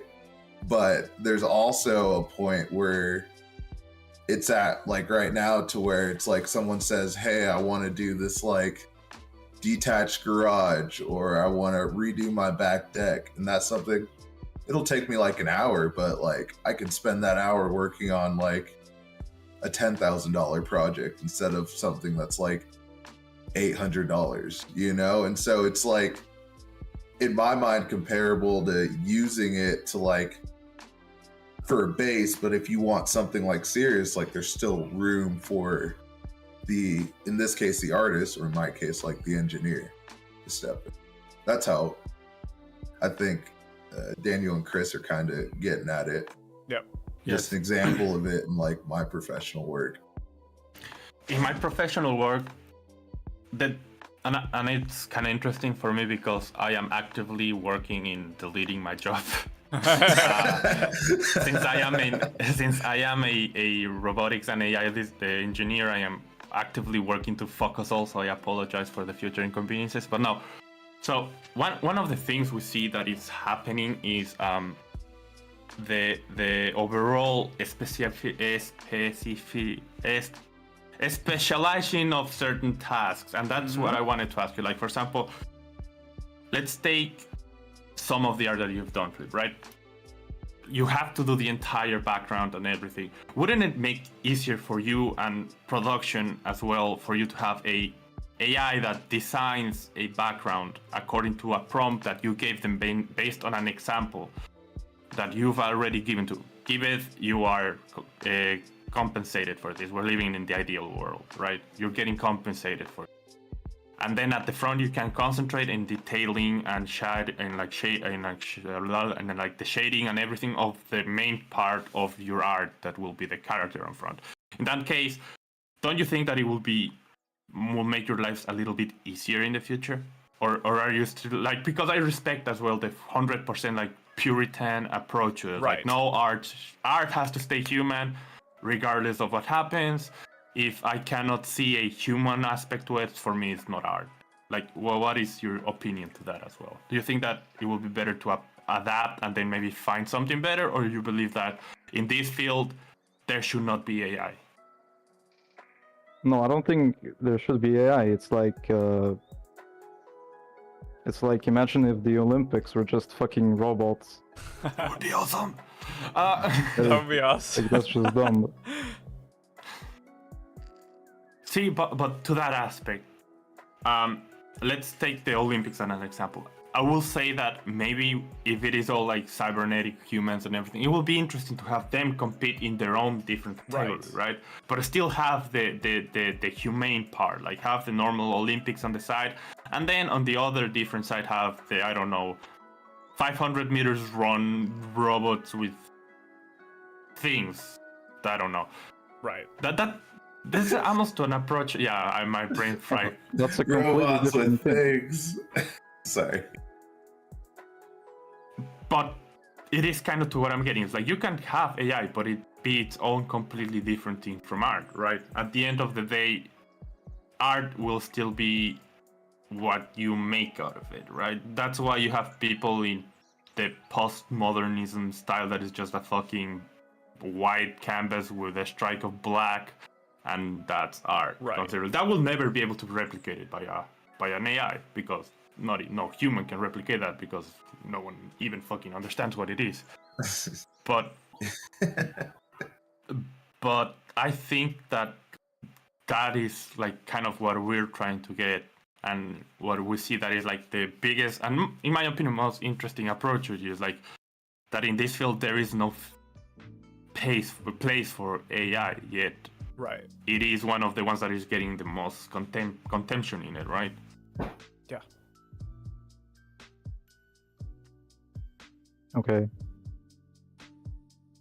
Okay, so let's read some of the comments. Right, I wanted to get the comments as well. Actually, I really like what Element yes, said. Exactly. Please read it, Chris. Which one? The first, second, or third? Both. They're both connected. Okay. Start with I am sure that in 10 years of blah blah. Right. Okay. Sure. Because honestly, all of the talk about AI here is quite interesting to me. All the messages we just got. But Element says, I'm sure that in 10 years or so, AI will either take over the artist's work or will work together with the artist for the artist to be able to make really good pieces but faster. Like the artist will draw the exact sketch of how he wants it, and AI will take over the coloring, shading, reflections, lighting parts that takes ages. And then the second one is, imagine football with powers like Inazuma 11 or Captain Tsubasa. That will be even more fun to watch than real football. I honestly really like the second one, but like since I read it out, please guys, you give me your opinion first. Yeah, so to the first thing that he said, like in 10 years, it is. And I would like to hear, because she has kind of a personal connection to you, right? You were telling us that your sister is studying design or something. Yeah, so fashion like, design, right? yeah, so my sister's got her bachelor's degree in fashion design, and a master's in business. And then my other sister currently goes to the Academy of Arts right now for, I can't remember what she's doing. Very artsy family. All the girls are artsy, and I was like, well, like my little sister too. Like she's drawing all the time, and I saw where they were at the same time that I was, and I was like, well, maybe this isn't for me, you know. But yeah, no, just like looking at that comment by Element. and I guess dressing it under my non-artistic light, it's like very similar to something like I've talked to like people at work about with if you have like an architectural design for a house, like all my job is I take the art plans and I'm like, this is how we make the house stand. This is how we make everything work that you're proposing. Like, I feel like in 10 years, especially, there's a world where my job is we get set architectural plans and then I plug it into an AI program that's like, this is where all of your major beams should be. Like, this is where we think your column should be. This is what your foundation plan looks like. And it's like my job as a professional engineer to then look over that and like, yes, I agree with that. And then I just go through and like size the beams, you know? Right. But like in my mind, like there's definitely room for integration because I'm of the mindset that like, I mean, at least with my field, I think with like art, it's a little bit more open-ended, but the cynic in me wants to say like the evolved mentality needs to be like integrating with AI because it's just going to become such a useful tool that it's like, if you're not on the side where you're like helping develop it or like actively working on the programming that directly affects it, like it's not just art, like we're all going to get left in the dust, you know? Like I feel like no industry is safe from it. So in my opinion, like I think the future is just being able to adapt with working with AI, at least in some sense, you know. I think there needs to be like a separation of AI being able to do everything, because if it does, then we're all jobless, you know, listening to Taylor Swift 2.0's new album on Breakup. Yep. I actually like that approach a lot because, or well, the approach of adapting to it, because I remember in one of my very first classes in uni, we talked about the whole idea of a universal income. I don't know if any of you guys are familiar with what that means, but basically it will mean that the government or whatever entities in charge will set a universal minimum that every human on Earth will get because there is no work for them anymore because robots are doing what they're supposed to. Right. So our job is existing. And one of the interesting things that came out of a conclusion that we had was like, now that humans basically will all take even highly complicated jobs, because even lawyers and everything will be slowly replaced, ideally, because that's kind of the nightmarish yet idealistic capitalist outcome that we have, that it's like competition will get to a point that is so high up the level of human understanding that we won't play a role anymore, that something like a universal income should play a role, which is an interesting idea because awesome. But on the other side is capitalism. Yeah, exactly. The anarchist socialist in me has come to ideals, and it's like maybe we do this, but no. But like, if we don't kind of approach it, because right now we saw it happen with a lot of actors, producers, and writers, right? Where they came to the broken realization of, oh fuck, we're running out of jobs, and even the jobs we have aren't being enough to fucking pay rent. And everyone looked at them and there was like, you and you, such and such, you are just complaining. Yeah, exactly, more or less. It's like, shut up, you entitled leftists. And it's like, oh. But then if you like put the scope a little further, the people that used to put the caps a la very fucking Willy in the chocolate factory, the caps on the fucking toothbrush and toothpaste got replaced by a robot. And in the revolution, in the industrial revolution, there was this dip in working, and it was complicated, and it was a lot of things, and apparently we didn't learn shit. Yeah. So yes, to close this topic, I would say the Wall-E universe is incoming, as Element says. If you give me if you tell me that there's gonna be a tooth that fits me and that I get to sit on the mega super gaming chair for the entire day, awesome. Just sit jacked to the chair. Yeah. Yeah, I just Neo. realized something. I realized the comparison between like every other media and like Disney approach to the end of the world. Like in Disney, everyone is happy and fat and like very unhealthy, but yet fat. But they're in a plane somewhere or in a spaceship somewhere else enjoying life. Where it's you see like Fallout, Nier, all these things like we're all miserable and suffering. Yep. And the other one is like buy more movies. Flip, do you have any closing statements on this topic?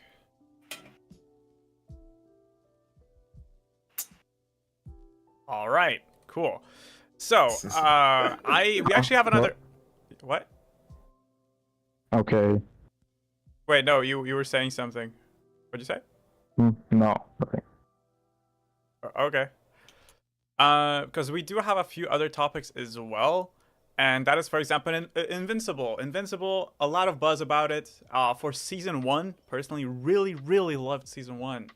Then I was really pumped for season 2. Part 1 was also very amazing. I feel like it really picked off where it left, and it really like carried that momentum.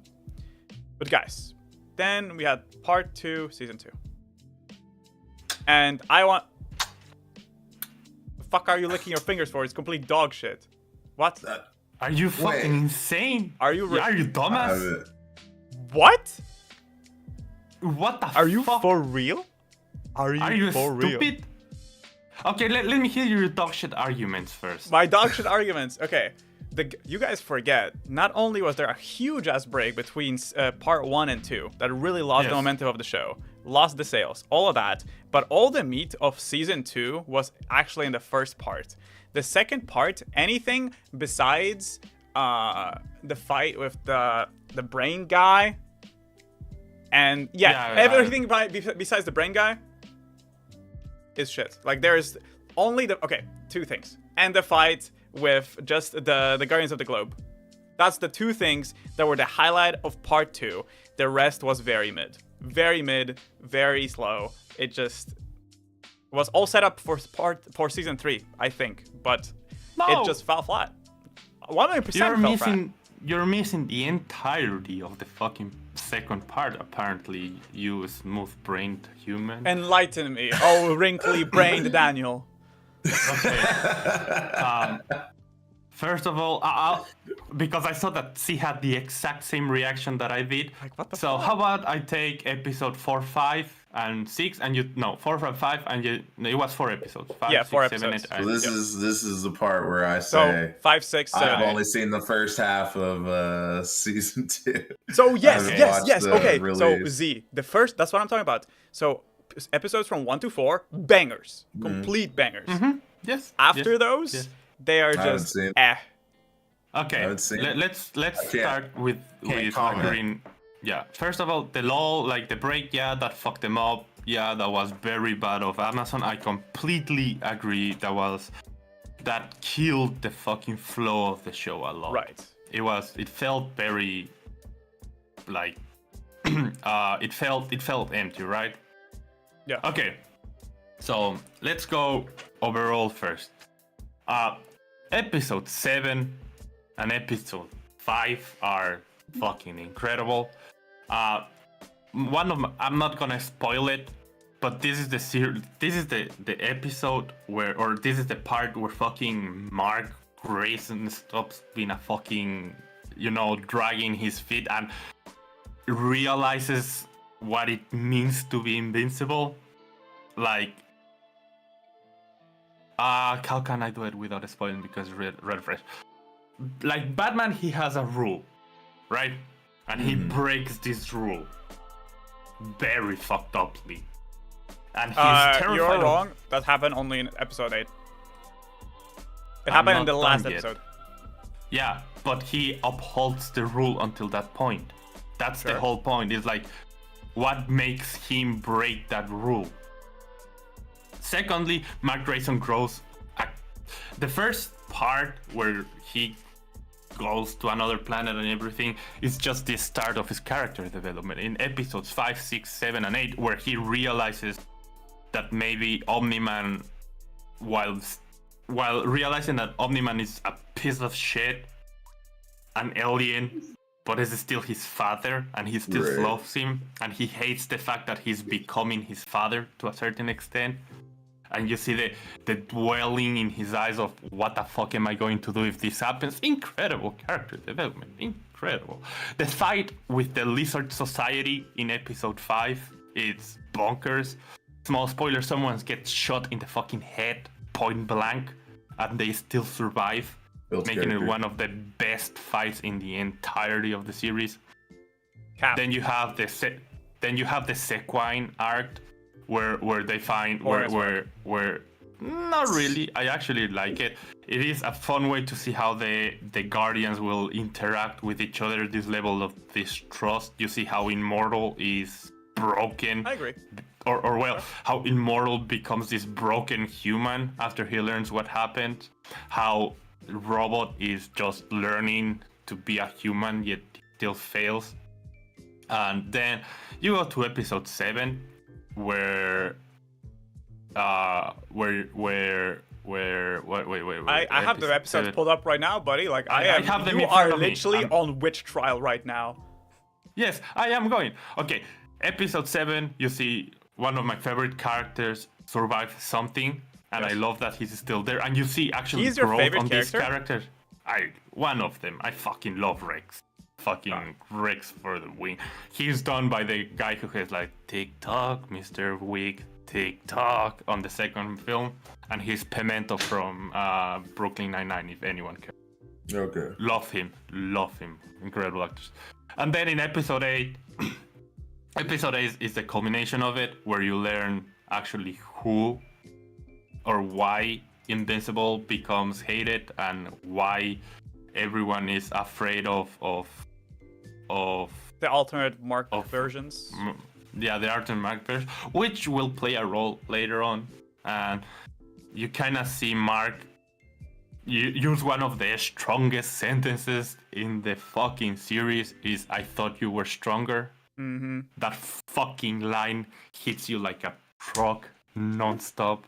And you tell me that's almost... Okay, I thought you were stronger is comparable to the... I don't see your mom as an equal. I see her as a pet. Those lines are... I see them equaling in what the fuck. And yeah, in the first 4 episodes you have the fight with what are the first 4 episodes? You have Mark going to the planet. You have the fight with other Viltrumites. You have the fight with Alan. You have yeah, that was crazy. Yeah, it was. Yeah, the fight with Alan. I mean, what fight? It's literally 2 minutes of Alan being Alan. You have the uncovering of the whole Viltrumite conspiracy. Hello? You have the fucking Waller brothers. By the way, the whole Viltrumite conspiracy, you discover it at the end of episode 4. No, okay. Actually at the end. Fuck you. That happens at the end of episode 5. No, episode 3. Yes. No. You don't uncover in it? episode 5. Okay. Hold on, let me rephrase. In episode 3, you get that something is wrong because the guy that the upper guy that is talking to Alan, he's letting something slip. Alan's girlfriend is letting something slip, and then you get hit with the Viltrumite fight. Okay, so yes, you know, but you don't learn about the Viltrumites until the end of episode 5 and why they want Alan. This is gonna turn into a debate of like, actually.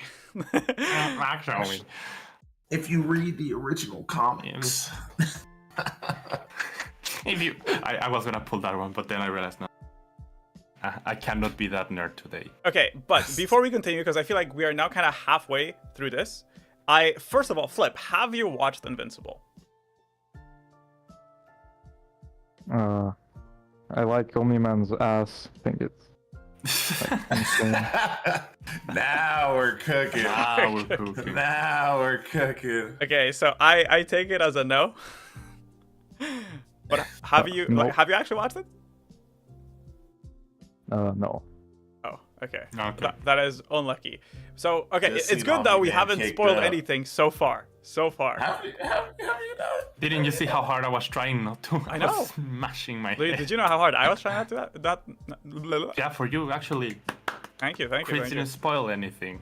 But okay, so in the first 4 episodes, we have the Molar twins, the Brain Dude, we have the fight with Viltrumites, we have the fight with Alan, we have like in general, Mark Grayson struggling with his identity as a superhero after everything that has happened, and then coming back out of his shell. Okay, right?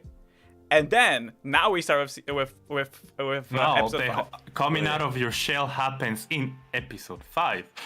Okay. So the first 4 episodes, my friend Mark Grayson only is annoyed that he is becoming his dad, and talks to Cecil about maybe getting him a job as a superhero, and then Cecil is like, "Yeah, but you're under my radar."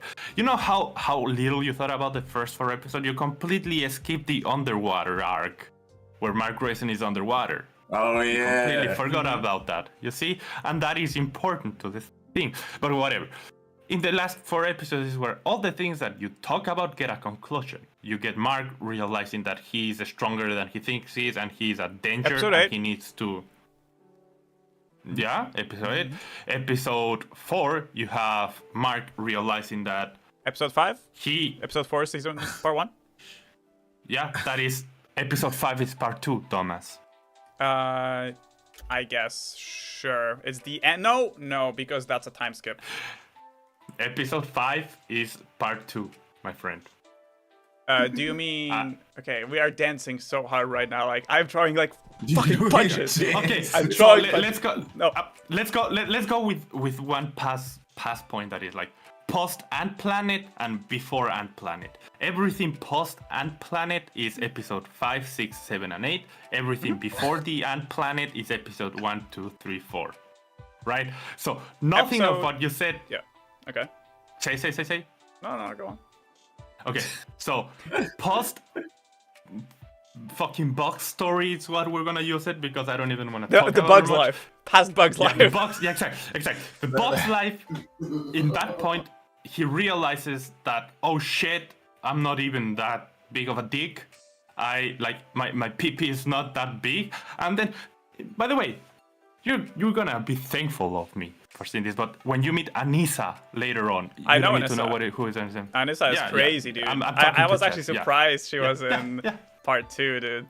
Wow. Yeah, and Like, that's about to get from- fucked up. I don't want to spoil, but like I was surprised by how they introduced her character and what she actually is. You know? And then later on, what happened? I know, But whatever. exactly. See, that's another point for part 2. I'm not saying that part 2 is mid. I'm not saying that part 2 is bad. I'm saying that part 2 is equally as good as part 1. That you need 2 parts for the season to be good. If you watch, let's say season 1 ended on episode 4, season 2 ended on episode 4. You will be empty. You will have no resolutions. You will understand nothing. Part 2 brings everything to a conclusion and adds all the delicious fucking black truffle that I call character development, all that little white truffle agree. known as world building, and all that fucking black pearl caviar that I took as storytelling, you twat. Please keep going. I do see your point and I do agree. Episode 8 definitely brought out the most character development for Mark, and also no, that was episode 7 for Rex. I do agree. That's fine. As I said, there's like 3 good moments, but in general, part 2 is just so slow. Like the whole thing with the alien fucking parasite, unnecessary. But that is being cooked for later because they actually become a huge part in the comics later on. However, I found that very like out of left field because that part was like, although you get to see like the Guardians of the Globe, like the distrust. I do agree. That was actually a nice thing to see with like the Immortal and then Duplicate, stuff like that. Again, I see this as like it shouldn't have been there when it comes to like the shit aliens, because like I feel like that was such a like pointless plot or like side plot, I guess. But like the payoff of the character development, I guess, makes up for it, but barely. Does that make sense? It was needed because of the consequences that it had. Because since Mark had to leave again the world, and he realized that because the way you see it, or the way I see it, is that arc where he wasn't on Earth was the arc that made him realize that he cannot make everything at the same time. That being a college student and being invincible is not going to work. Right. And that is one of the biggest points of Mark growing up as well. I do agree. Just as a small thing, like we are barely early on the story of Invincible. Like there are so many more things that have to happen. I was honestly very happy when we saw Sinister Mark. Like yes. He honestly, you know the scene. I wanted him to do the thing. I wanted him to start punching. Yeah. When I see Conquest, I was like, Right. Yeah.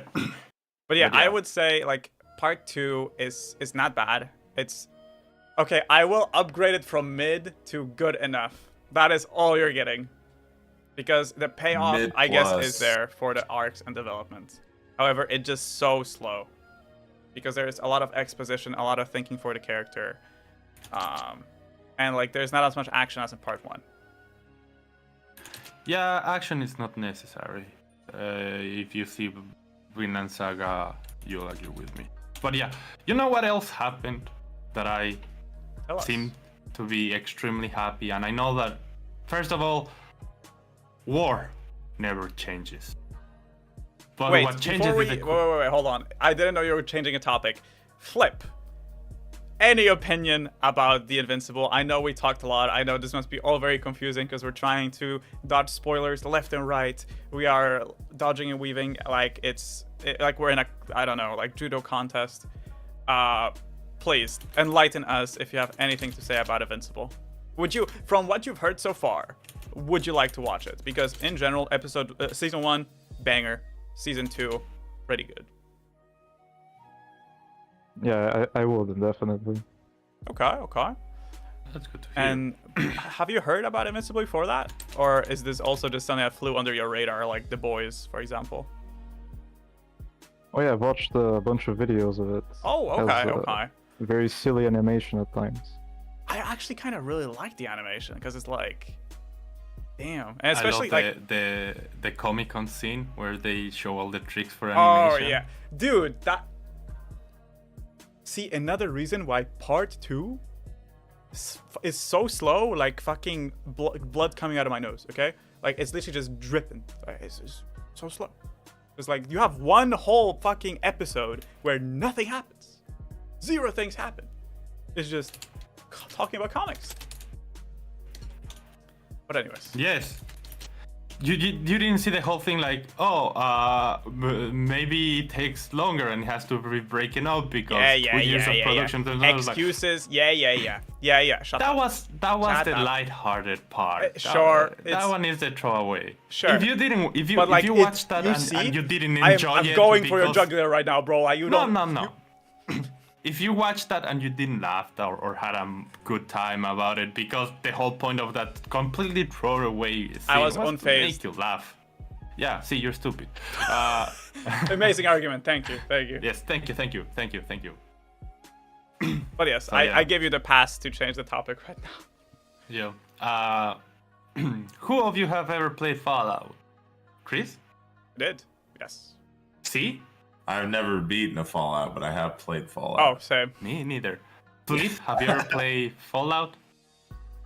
Nope. Never? Okay, cool. So, the next thing is, did any of you, chat included, please let me know, because it's been a while since I've done this. I binge watched Fallout the entire first season, and I fucking I know Potions did. I know Potions had some very strong feelings about Fallout the adaptation. God, it's been a while since I've watched. It has its problems. It is not a perfect show, but right. No, my Arcane. I know better than Arcane actually. Okay. No, I'm joking. I don't care much about Arcane. I still haven't watched it. Disgusting. I know. It can be ours. But yeah, so And yet going back he to- keeps up to date with Rent a Girlfriend. Like what is this? Yeah, but he'll read Rent a Girlfriend. I don't hate myself on. enough to be. Go I on, don't hate myself enough to be related to League of Legends. Okay, that's a level that Rent I'm a never Girlfriend is going better. to stop Okay. down.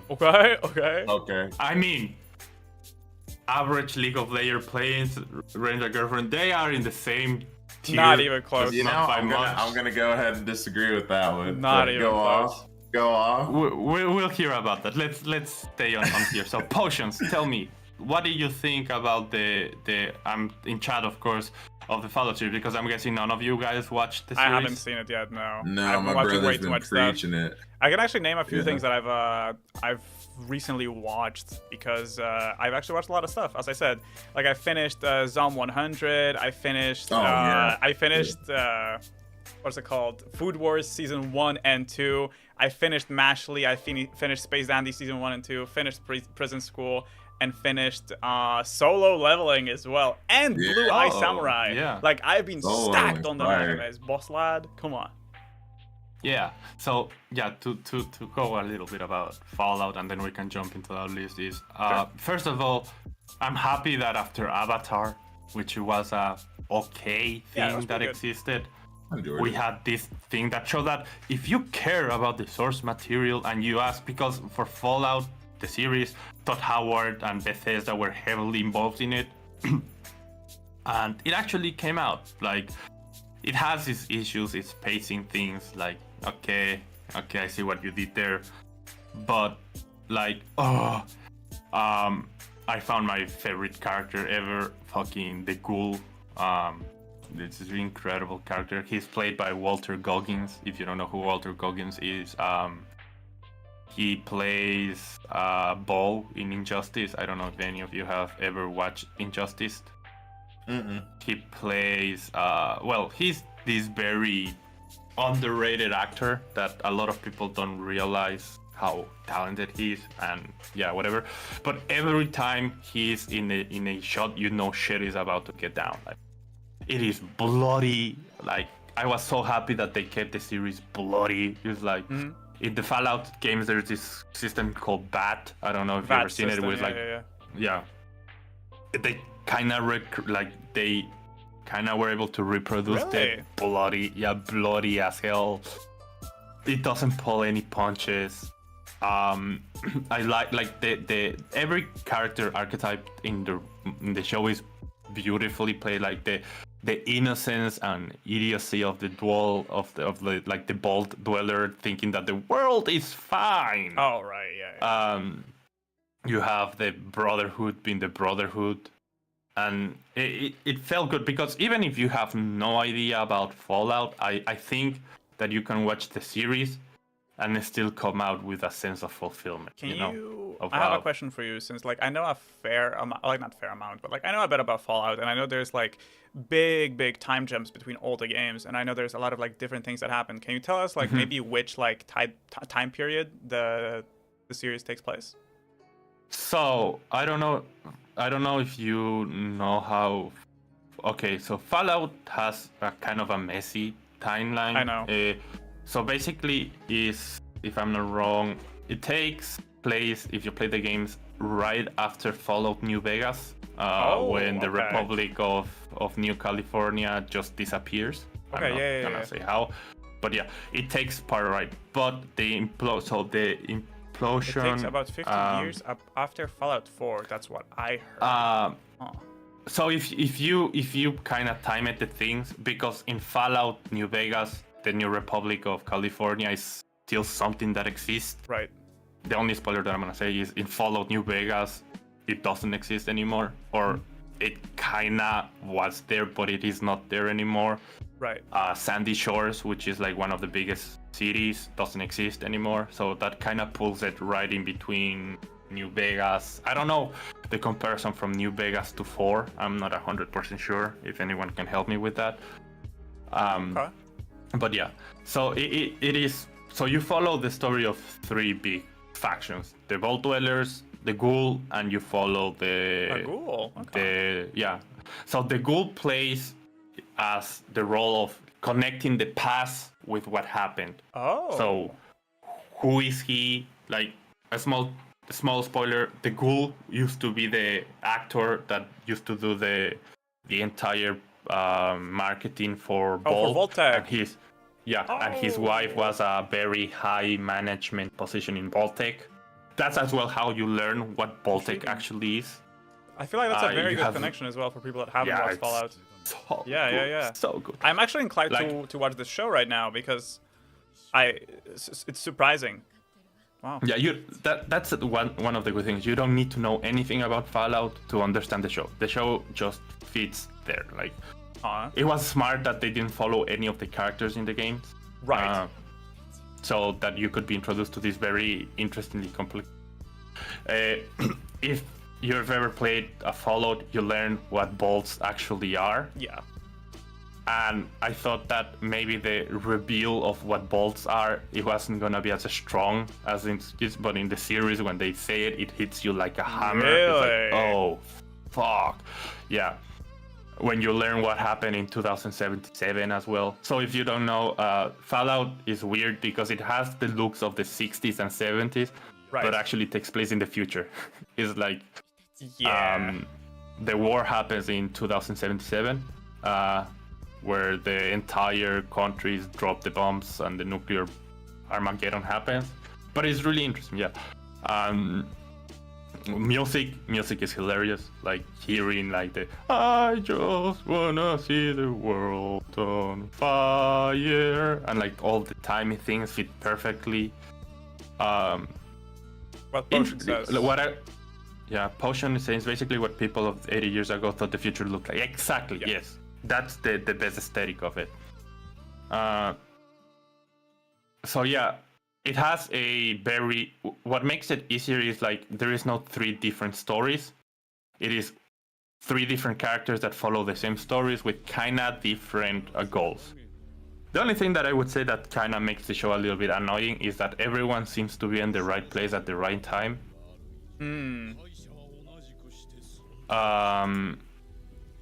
So at some point, like for example, something happens, and then from all the cases, 2 characters happen to be in the same place at the same time, which weren't even close to each other, and you're like, wait, what the fuck does that even happen? So yeah, but aside from that, it's very interesting, very good. You don't get to see much of it, like you don't get to see a Deathclaw or something like that, but it is. I'm out. I'm out. Yeah, I'm out. Sorry. You see a skull of it, but yeah, but that's whack. It's good. Like I was surprised as well of how kind of mature some of the scenes were. Like, it was interesting because I wasn't. My expectations were relatively low. I was like, yeah, it's gonna be Avatar. It's gonna be Cowboy Bebop again, right? It's gonna be okay. It's not gonna be good. And then I watched it and I was like, holy shit, they actually care. Right. So yeah, if you haven't had any times, sadly it is again an 8-hour show that again gets dropped everything at once, which kind of kills the hype of the show. So yeah, that's.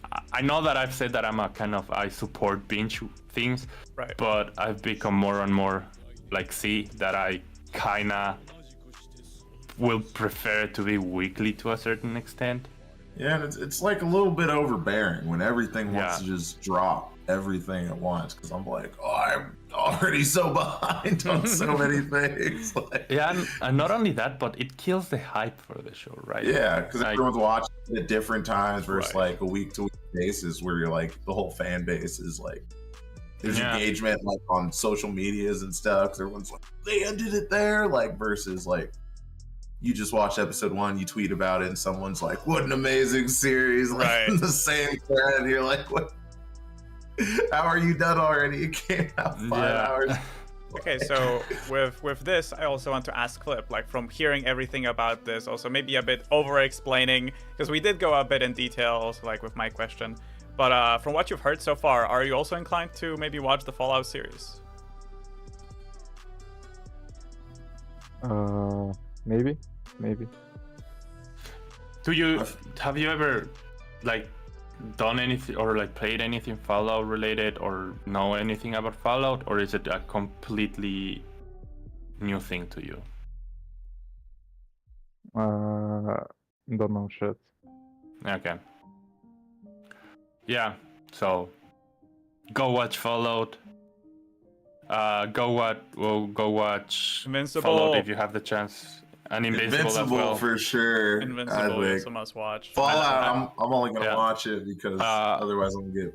Yeah, I'm gonna watch it because I- like I wanted to watch that like kind of late, but now that you have said it, not only because so Potions talked about it to me as well, and he was like, yeah, it's pretty good, but he wasn't like revealing any of the details. Like he just said it was like well written and stuff. But like with you like explaining it and like kind of dancing around the spoilers as per usual, it actually really like makes me think like, okay, actually this is like worth watching before other things that I want to watch, because like it sounds very good, and especially since like, okay, the only game I've played from Fallout is actually Fallout 4. Yeah, Fallout 4, and I've only got to the start. Like, I am not even... I just got, like, my Vault suit, because to me, I don't know, Fallout, like, the universe sounds cool, but, like, I'm more of a Skyrim guy, you know? And to me, Fallout is just Skyrim with guns, and I don't know, that feels... I don't know. The thing is, Fallout has a very... Because I've only played partially New Vegas, and I played a big chunk, never finished Fallout 4. It is one of the issue with Fallout is that it is a greater than life kind of game where you just start and you have no fucking clue how to move forward. Right. Like you have so many shit to do that you get like this feeling of what the fuck am I supposed to do? Yeah. Right. But yeah, this what I like about Fallout is that it is very like you see and you think it's a happy-go-lucky game, like it just shit that went wrong, but once you start playing, you realize that it's actually a very fucked up game, that everything that happens in the game is bad. Yeah, like when it comes to like, that's why I made the comparison, like it's Skyrim of guns, because like the lore and like the backstories for characters and stuff go hard in Skyrim, but they go even harder in Fallout. Like shit gets insane, like insanely fucked up. But it's also like it's not something you see at a first glance, because it's always something you read. Sometimes you do experience it. Like I know there was this one part at New Vegas where people like literally are getting lynched in a fucking town and they're getting burnt on stakes and stuff. It's insane. It's insane. But I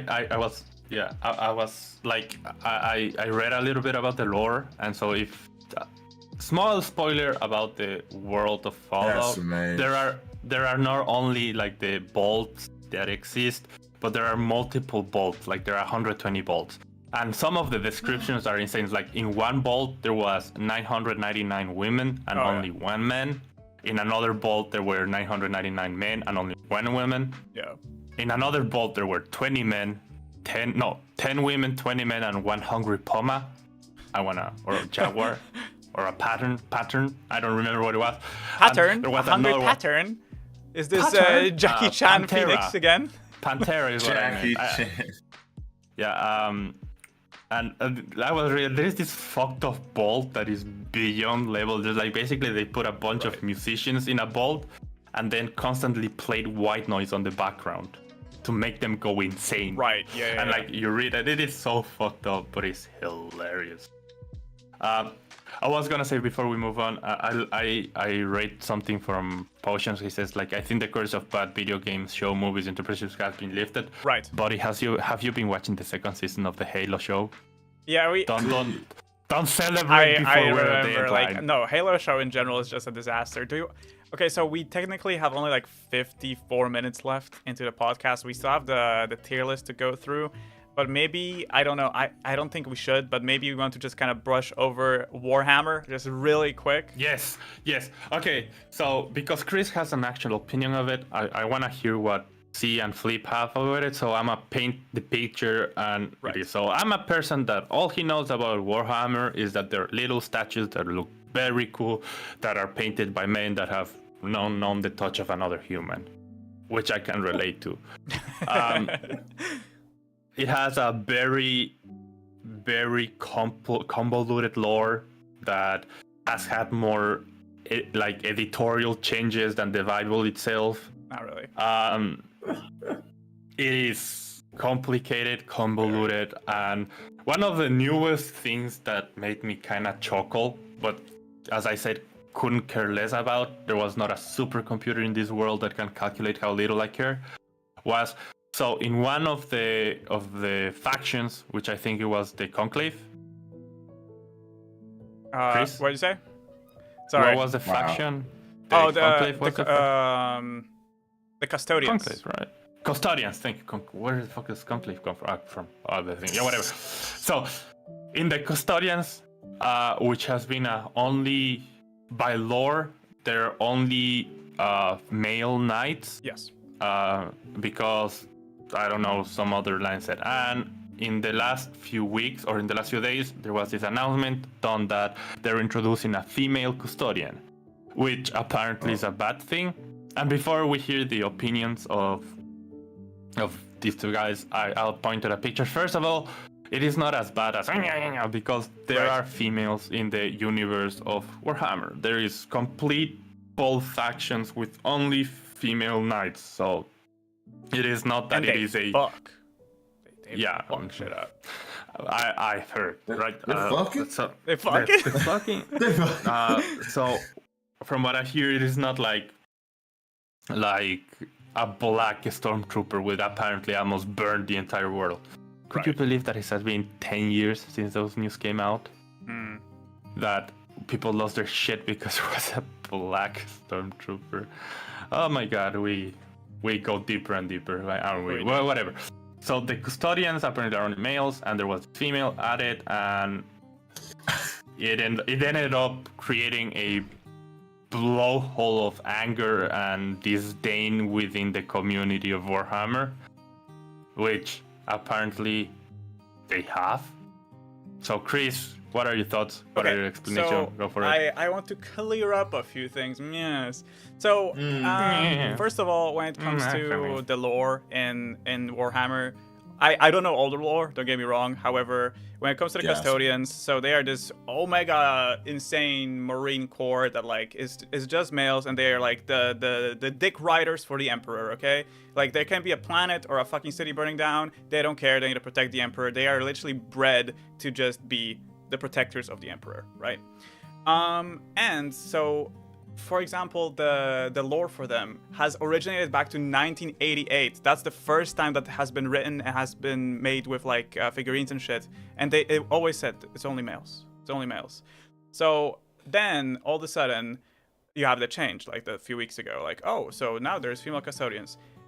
You would think, what's the big deal, yo?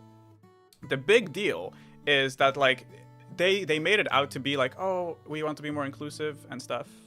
Which is like, okay, it's just, I would say normal pandering. It's whatever, right? Normal but Monday. that's not how, that's not what happened. Because people were like voicing their opinions like, yo, like right now we have to like change our figurines, which aren't cheap, stuff like that.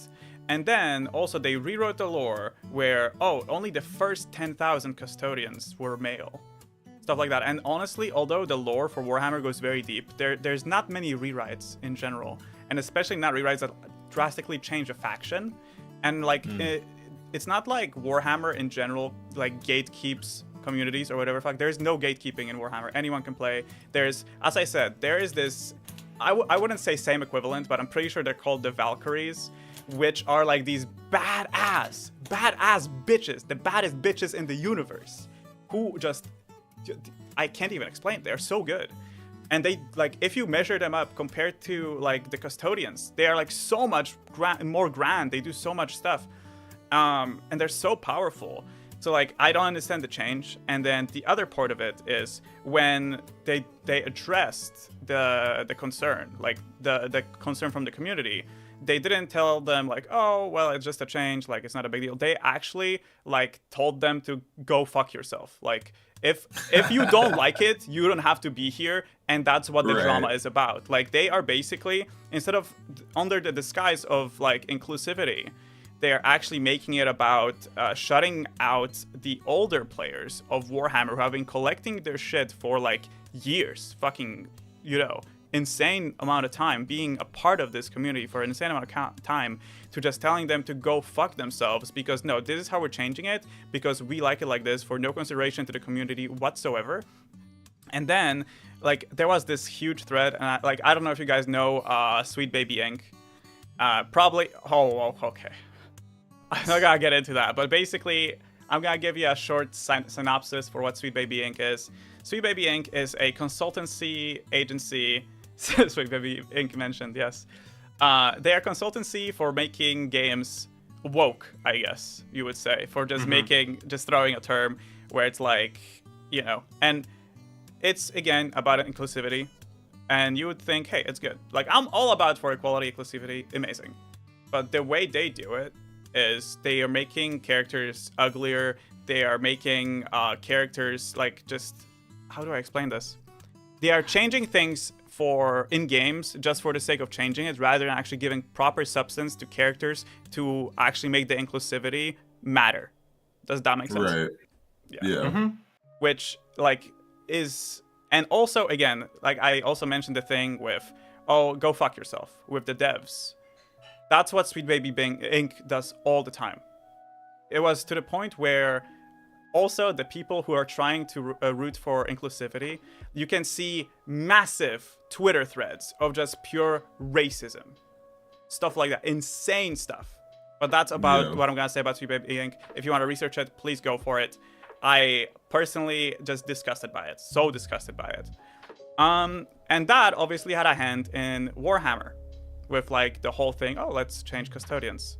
So not only was there a prior backlash because Sweet Baby Inc. is, I would say honestly, an evil corporation. Because I think they're more than evil. They're just the pure definition of how to take a niche thing and take out the soul out of it, right? Just to make it more capitalistic, more profitable for things that honestly, like honestly, if I may add, like I have a friend who's a huge Warhammer fan, right?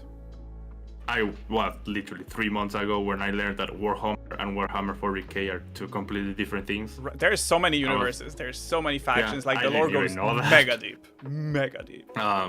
Yeah, so I was like, okay, so you're already taking this niche group of people, because even within the miniature world, Warhammer survives just by the sheer amount of love that they have.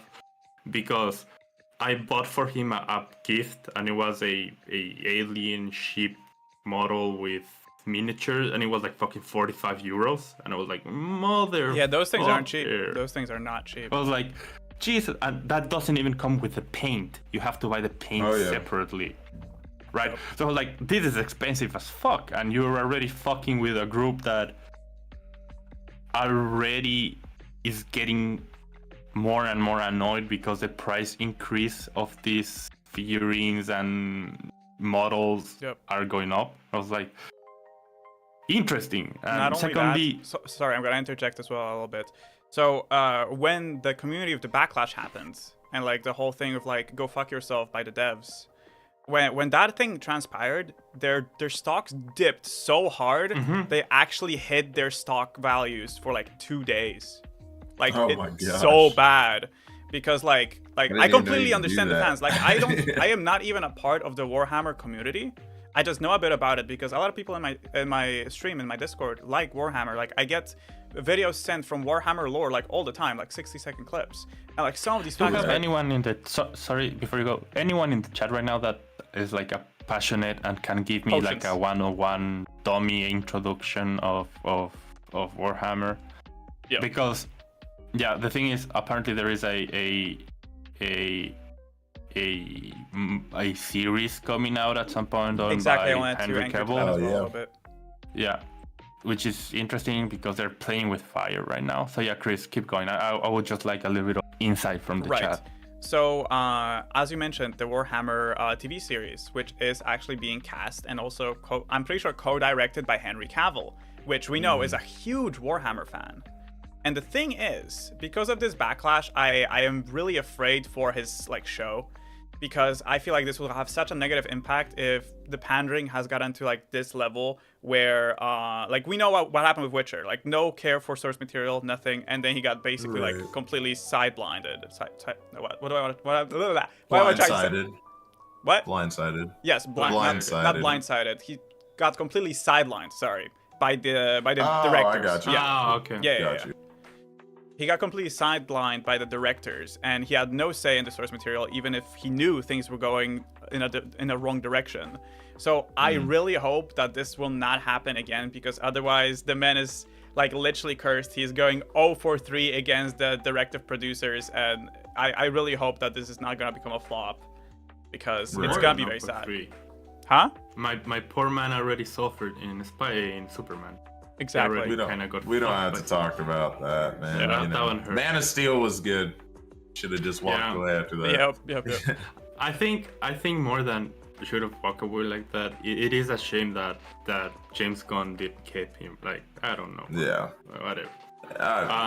Yeah. That's something that I would like. Like I tried to watch Man of Steel. Man of Steel was watchable. I tried to watch Batman. Man of Steel was Superman. awesome, man. Man of Steel was a great movie. Yeah, it was insane. Well, whatever. So anyways. Yeah. Anyways. So now that we've opinion, heard of guys. Christ- Opinion, guys. And then maybe keep it a bit brief, because we do have to get into the tier list. Yeah. What I would say to keep super brief is, I guess that I understand more the change. What still kind of confuses me is, you don't need the new lore for your army, right? You can play No, without, because they will only without sell it. those figs. That's the thing. They changed the figs. Oh. So like, because it's so I thought it bad. was only one character. The backlash. I mean, it depends. Like, there's multiple characters, but the thing is, there's backlash to the point where people are now seeking out to just 3D print the figs instead of just paying for them, because you don't have to pay for figs. You can actually just, there's nothing stopping you from 3D printing them. Nothing. Right. But it's you, the supporter for the universe, for like the people keeping up with this thing, and people are just mad because like now they have to like change their shit. That's something that I was gonna add as well. Is Warhammer is so big at this point that the company exists just out of the sheer of willingness, just from the love of the people. community. Like, 3D printing fucked them up so hard. What Signy says, 3D printing requires you to get the files. Not necessarily. If someone in the community creates their own CAD files and their own scan files, you can do it yourself. Exactly. It's very fucking easy. And in like pages like Art.io or something like that, the files are already there. They are not necessarily legal, yet they are not illegal. They are in this very gray zone of copyright infringement, really, but not really. Yeah, because it's technically personal use, so that's why. Yeah. Right. So yeah, that's my opinion. It's like it is very depressing to see how they just ignore, because more than ignoring the lore or whatever, I don't give a shit about the lore, because mostly there have been so many retcons to the lore themselves that the change shouldn't matter. But now that I hear it, it's like, oh yeah, it makes sense that they're angry. Like, why would you change some? Like, the thing is, you didn't need to change that. You could just have added a sideline faction or a side faction or something to it.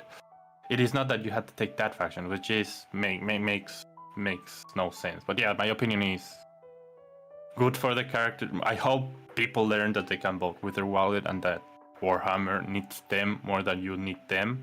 So yeah, go for you, boys. Yep. What do you think? See? Yeah, I mean, it sounds like pretty messed up for them to try to, I guess, push it in a different direction. I guess what I don't really understand is, like, it sounds like there's a lot of universes to this. Like, yes, I don't get why this has to be something that like controls every universe, I guess. And I don't know, maybe that's just like me coming from a place of ignorance. No, I completely agree. Like, it just totally seems like something that it's like, okay, well, in this universe, this is the lore, and then it doesn't change anything. And like, you're still able to do what you want for like the woke crowd or whatever. Feel like you're progressing, but you know, I guess like stuff like that kills me, because like in Marvel, like all the time they'll introduce something like Miles Morales, for example, who ended up being very popular. So they found a way after the Secret Wars storyline to bring him into the main Marvel universe. But then like there's this whole other run going on right now that's like they're rebooting the Ultimate Universe, and like everything's way different in that. And it's just like, obviously like in DC and Marvel, like there's a lot of that going on, but I feel like if you get into anything with multiple universes and you have the space to do that, like I just don't understand why not make a universe? Yeah, just like this universe is the exact same except this is a change, you know, and then you also have the freedom to change because you're not as held to the lore. Exactly. Yeah. Yes. Yeah. So that's just, I don't know. It just seems kind of, deaf, I guess, coming from them. And then Flip, do you have any opinion? Fuck. Exactly. You had time to think, man. The side answers, they were working. I took his answer. I know it. He actually DM'd me what he was gonna say, and I just read it word for word. Yep. He said, "You could use this, just change it up a little bit." I was like, "I got you." Wait, Cygnus, can you spell out what WOTC is like? It's the same company that owns Magic, right? Wizards of the Coast. Thank you, Wizards of the Coast. That was. Thank you. I was struggling my hell. Yeah, Wizards of the Coast is struggling right now since the acquisition with Hasbro. I thought it was Mattel, but apparently it's Hasbro. Thank you for the information. They've been struggling. Now you can see with Magic as well, with all these Keep it brief. Keep it brief. Keep it brief. It's like how big companies destroy everything and how socialism is the only way. Anarchy, let's burn people. Wait a minute, it's all just Barbie. It's all Barbie. Exactly. I think it's time to go to a tradition, though, Chris. Yes, it is time to put him to the trial, guys. Currently, okay, can you go all the way up, Flip? Can you go all the way up on your tier list, please? Oh my god, okay.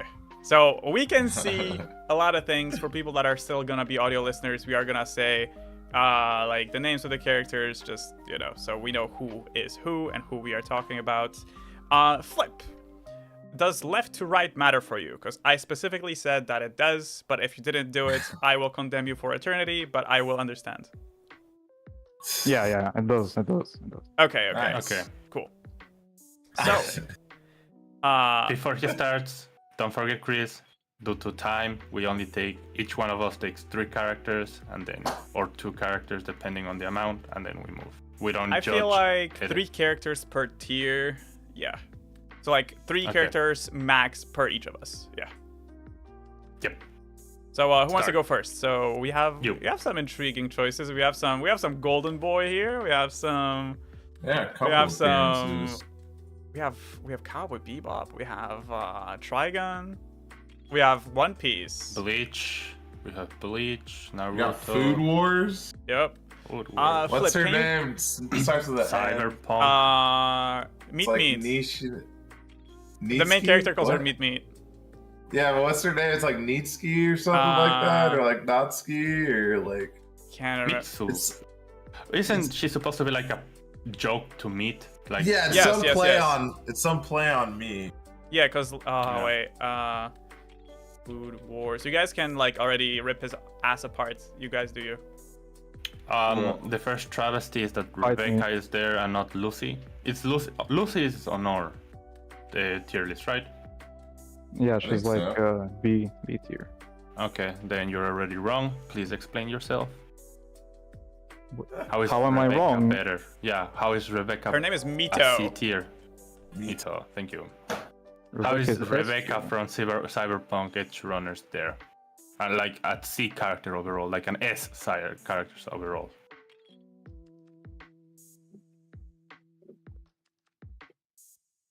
What compels her to be there? You just like lollies, you could say it. It's fine. Yeah. Forgot to mention this.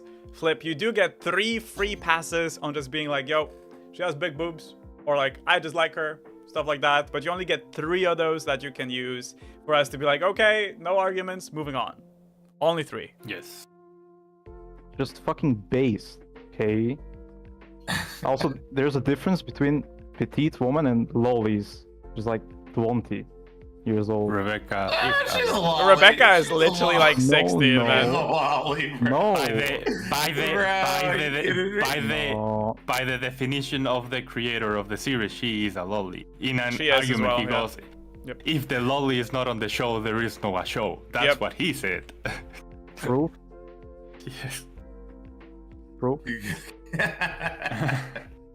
Oh, never mind. Trust me, Rebecca bro, is 20 trust years me. old. Intriguing. Yeah, but that doesn't mean that it's not a lolly. Yeah, she's still a lolly, though, Mhm. for sure. No. I mean, lollies can be 3,000 years old. True. I thought, no, because there was something about, you guys remember the episode where she couldn't enter a bar? Because she wasn't old enough? I mean, in America, you have to be 21. to enter some Oh, bars. that's what Yeah. it is. Right. I was like, I see no problem here. You know, it's just it's a common theme, you know? When we die, all of us that- wait till 21 to start Yeah, drinking over here. that needs to be like outgoing quote. I see no problem here. I see no True. problem here. Okay. I mean, I see guts and S tier. It's always a solid hat nod. Mhm. Who is the first person? Yeah, that's what I in wanted to ask S as tier well. Struggling. She's the blonde hair elf from Danmachi. How to Danmachi, pick up? yeah. How to pick up girls in a dungeon. Oh, I haven't seen forgot. that. Wait, Seals? like the fucking the one that works bartender. at the inn or whatever. Yes. Yeah, Yes. Yep. the bartender. top of your S tier. Yeah, explain that. That was my second character. Shit's on Plain. the table. Refuses to elaborate, is Well- what he's got to say. Have you seen season 4 yet? Yes. Nah, I haven't watched season 4. Yes, I Well, have. then you have to watch it. Otherwise, it wouldn't make as much sense. I mean, I've seen it. I know she gets a lot of character development and she's badass, but is she truly? How is she top better of than this? Kamina from Gurren Lagann? Is my question. Dang. How's she What? better than Guts? Yeah, sure. She is the woman. She is the one. But like, how is she better? Like, that doesn't answer the question, brother man. Well, why is Guts better? You can't answer a question with a question. That's not how it works. I can give you an example of why Guts is better. Yeah, me too. Because Do it, Guts do it, literally, all right, it's because Guts opens himself to this woman after years of just being like absolutely shit on by life. And then once he does, this man literally, not figuratively, literally goes to hell and back for her, finds out there's a chance to get the person he loves back, and then goes like across the sea, which is during a time when the world is currently inhabited by like next level demons, fights like a kraken, goes all the way to this island that's not supposed to be found by men just to get the girl that he loves memories back. That's someone that's gonna like do everything for you. That's an S tier husbando. I also Versus like, you know what I mean? Versus like just another character, like respectfully, you know, I look at like, I can't even rip on somebody here right now. My brain's not processing.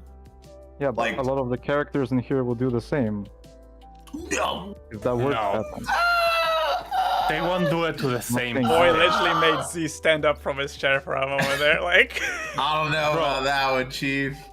Keep in mind, Guts not only went to hell and back. He has accepted the fact that he will lose himself and become what he Sure. hates the most, just to be able to save the person he loves. also, I have a question that maybe Yes. I'm ignorant, but I don't know the character that is in the top. Yeah. Yeah, I'm wondering about like the emotional connection, because like Guts has that like bomba clawed so much compared to Right. his love interest, right? So Yeah. like how So they like, should- emotionally wise, how is she? Before Flip goes with it, I'll throw my argument. It's hard to compare because Danmachi is a harem anime. Yeah. where- so it is not the same. She likes Bell. Not even They all sure do. if she loves Bell, but she likes him. I guess. She's there for the vengeance of her prior family. But I want to see what Flip says.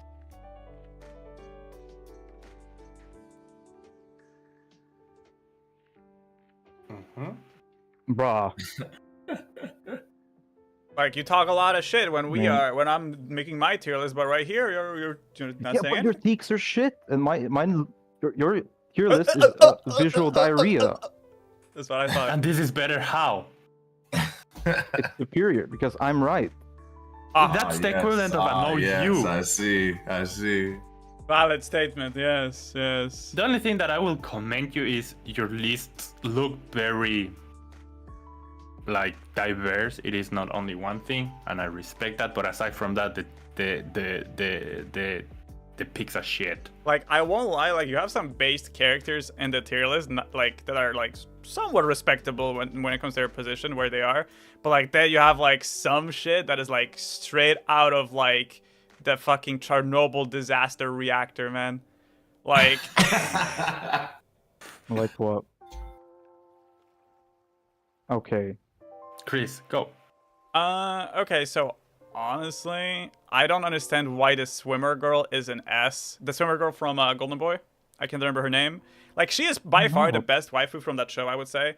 But like, how is she above like someone like Guy from Naruto?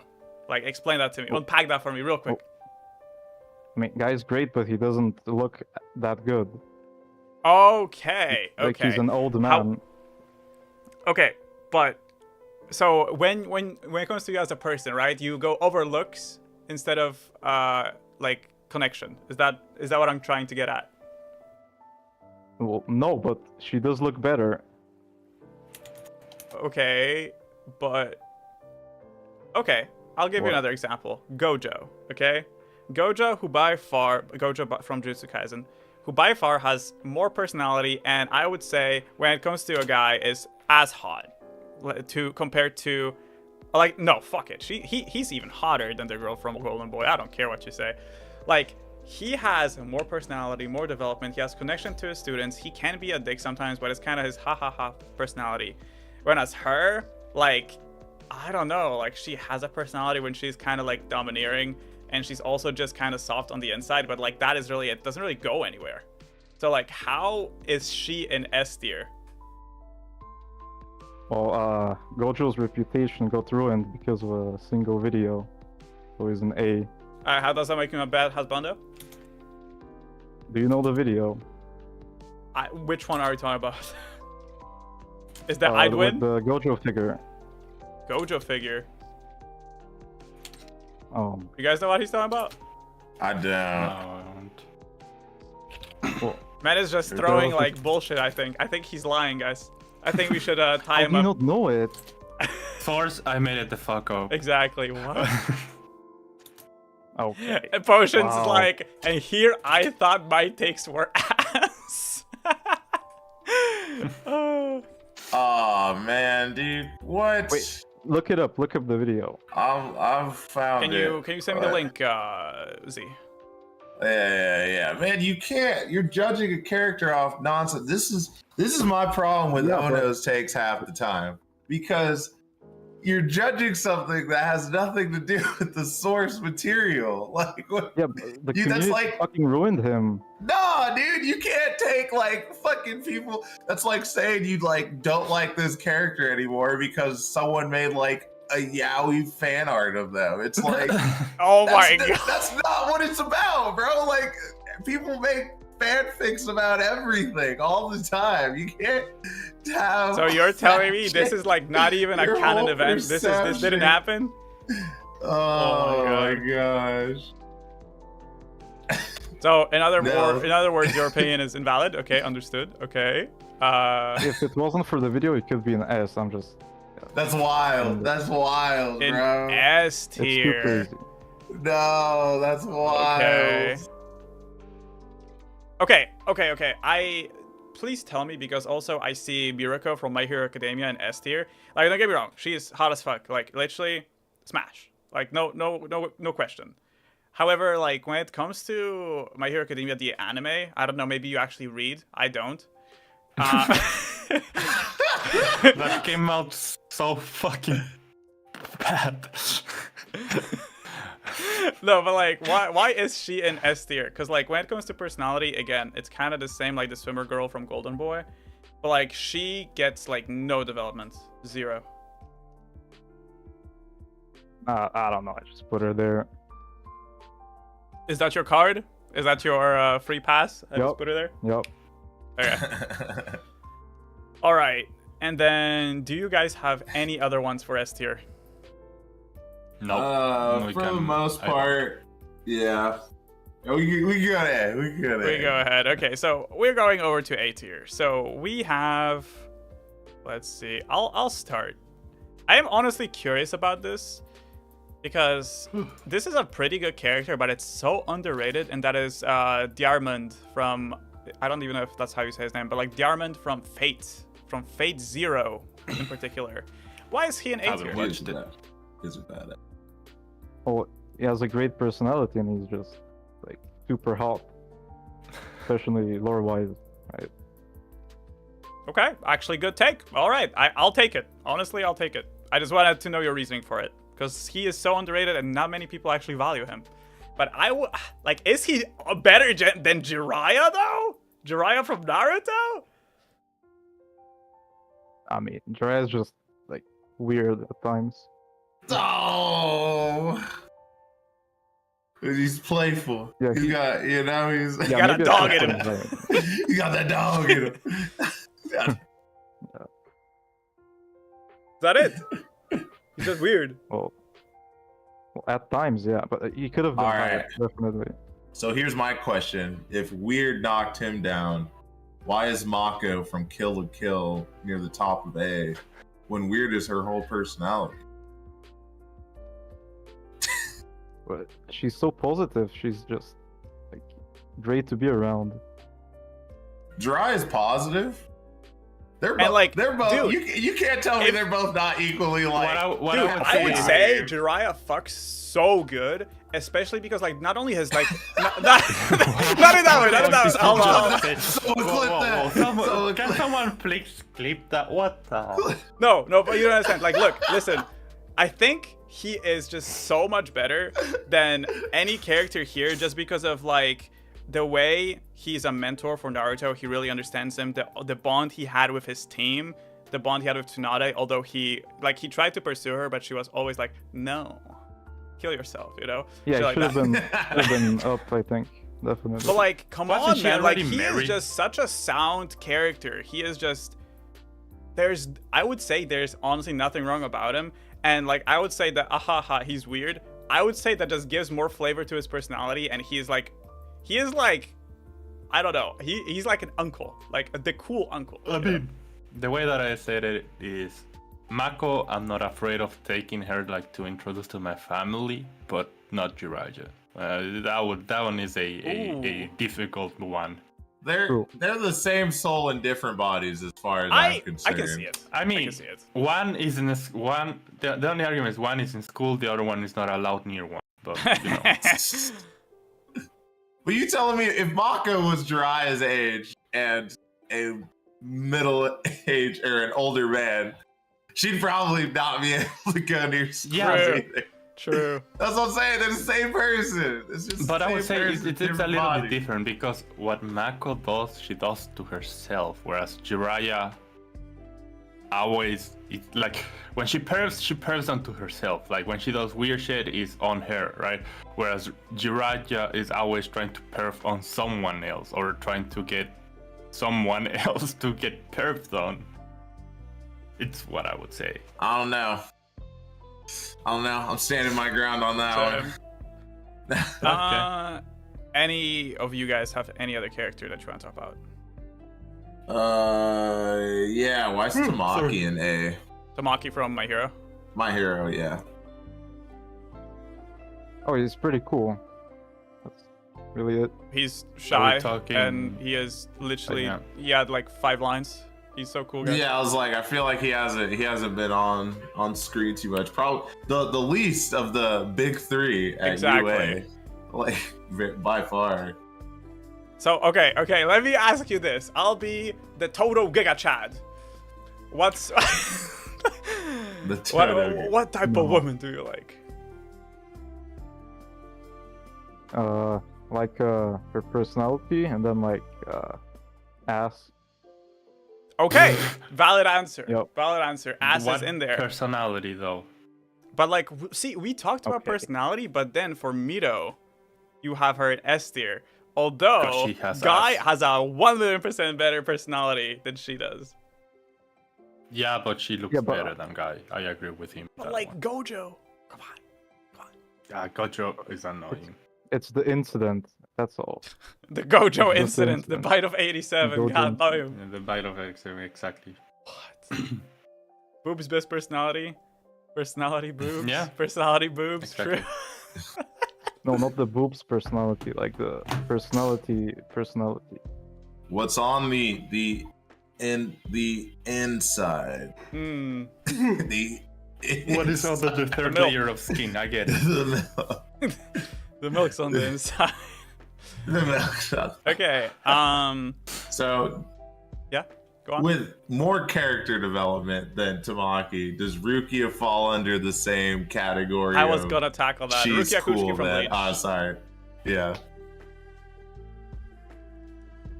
Wait, why is she there? Oh, I don't know, man. You made the list. oh.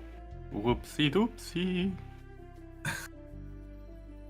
Okay. Yeah. Sound argument. Yeah.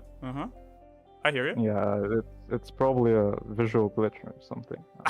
Yeah, the matrix is broken. We get it. I see. Okay. I see. This is not actually the S or A. Right.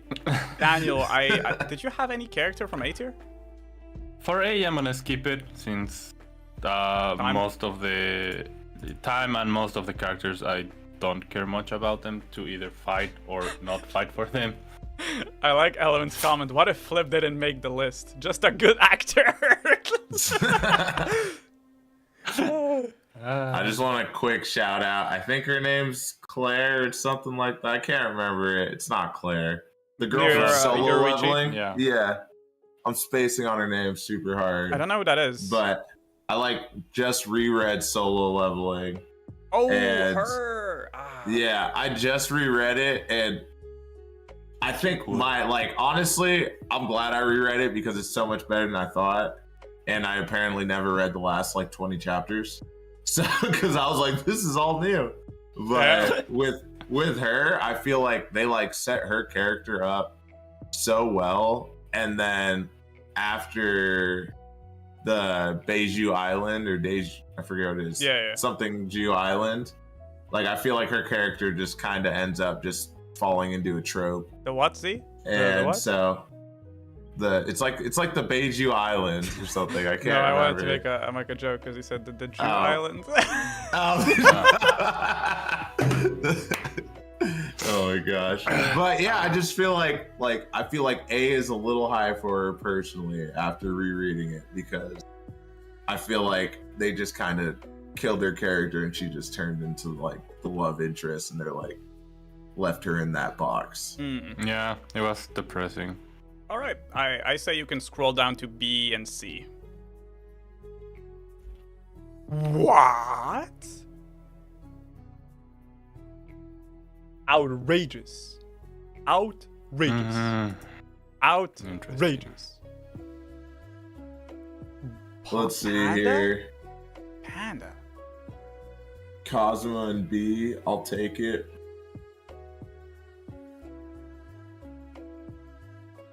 What? Wow. I'm honestly kind of speechless, but the B tier got me stunned, but the C tier got me shivering, dude. The B tier. All right, I'll get it going. Why is Panda from Jujutsu Kaisen Yeah. higher than Jinwoo from Solo Solo Leveling. Leveling? Panda is funny as fuck. Boo! That's garbage, bro. That's garbage. That's straight up cheeks, bro. Ain't no way. Ain't no way, man. Hinata, I'd be like, all right, Yeah. because her character's all about the emotional attachment to Naruto. I Yeah. can see it, but I'm just Yeah, but Jinwoo is just a generic OP character. Like, oh my god. I mean, from wait, have you Oh my read gosh, the you know manga? generic OP characters try to follow solo leveling? Wait, You're not the generic OP character. I think, okay, if the before you get generic heated- OP characters are trying to be you. Before you get heated, wait, Flip, have you seen the anime or have you read Solo Leveling? I have like 30 chapters left, I think. That's crazy. That's crazy. That's 30 crazy. chapters of the whole thing are like 30 chapters from 200. Because like 177 is the last chapter. 30 And then the rest of it's just OVA stuff. 30 chapters to what? Well, 30 chapters left from the whole thing. Okay, hold on. Okay, so you've finished it pretty much. Well, almost, yeah. Okay, Just well like- read the last 6 chapters and tell me why he shouldn't be an S tier the next time we talk. Because you're gonna feel foolish after you see what this man sacrifices. I know he won't be. Oh, That's crazy, bro. I am Read the last 7 convinced. chapters and I am eat your certain. words, bro.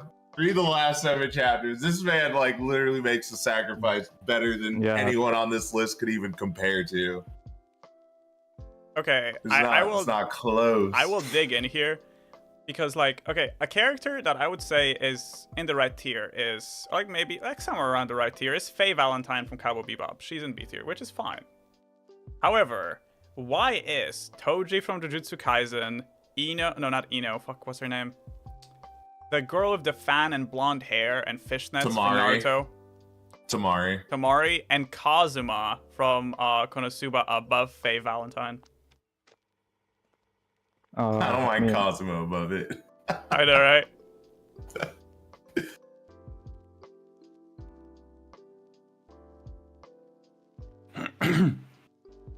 I mean, the fact that Lucy's there so low that even fucking Nobara is better than Lucy's already a Lucy asinine from idea. Cyberpunk, Nobara Cyberpunk from Edge Jujutsu. Runners and Nobara from Jujutsu Kaisen. How the fuck is fucking fangirl from Naruto better than Lucy? I mean, I need an maybe I just explanation like of that. a woman that would drop kick me when I come back from work. Maybe I That's just like Lucy. Is that not this entire B list though, except for Hinata? What? Yeah. I'm just saying, if that's There's like what's 3. putting her at the top. There's If 3 there's characters. 3, Faye would Yeah. do it, Tsunade would do it, Ryoko, Satsuki, Nobara, Albedo, and Ryoko. Lucy would all do it. So I'm just saying, if that's what's separating Tamari to the top of your list, when literally 90% of this section will also do it, that. But how's she does look Tamari better still than them. above those? She looks better than you think Tamari looks Yeah. better I thought than it was all Tsunade? about Yeah, have personality. you seen Shippuden in the movie? Oh, I've seen Shippuden, and I've seen the movie. She looks. And you're saying Tsunade Insane, looks man. better, or you're saying Tamari looks better than Tsunade? Yeah. Honestly, Okay. Mari's I'm also sorry, I grandma. kind of have to agree on that. Like the fishnets and the hair, they Hey. just do something for me, man. Y'all can keep it. Like I am Y'all not can keep saying it. like I'm just talking about looks wise. Like looks wise, I will say Tamari better, sure. But like personality, I would not put her above Faye Valentine ever. Ever. I do agree with that. So counter argument or are you mute all of a sudden? Also, I mean, they're about the same for me, I think. but why though? It's my gut feeling. This is not real. Nah, you're trolling. Yep. You're not real. You're not real. You're not. That motherfucker is not real.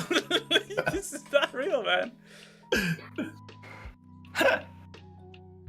Okay, Man, but I just yeah, go on. I'm just still stuck on Tamari looking better than the rest of this list, man. I mean, no, not looking. That was the separator. That's what I was told was the separator. Oh yeah. No, I So do. I'm No, gonna be I'm with butthurt you on about that. it. I do say she is hotter, but that shouldn't be the factor in this. Like when it comes to It's hotter the than Darkness right? Yeah. than Ryuko. Then Albedo? All right, Yeah. bro. Like, tell me you don't like That's what mommies, I'm bro. saying. That's what I'm saying. Tell me you don't like Hey, mommies. That's hey, all. don't I shoot just the want to hear messenger. you say it. No, I just want to hear you say it. I'm with you, man. Oh. Stop. But okay, Albedo is a psychopath. that's what? Albedo is a psychopath. But she's hot. Like, So by your yeah, but she's definition, mental. but okay, maybe guys, maybe we Okay. are cooking at this point. Hold on, maybe we're cooking something. That shit burnt. That shit burn. But like, isn't Toji a psychopath as well?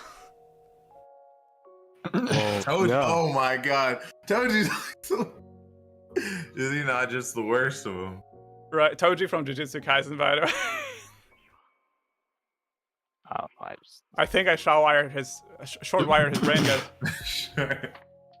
Short wiring my brain, man. Daniel, do you have any other character you want to talk about from B tier, by the way?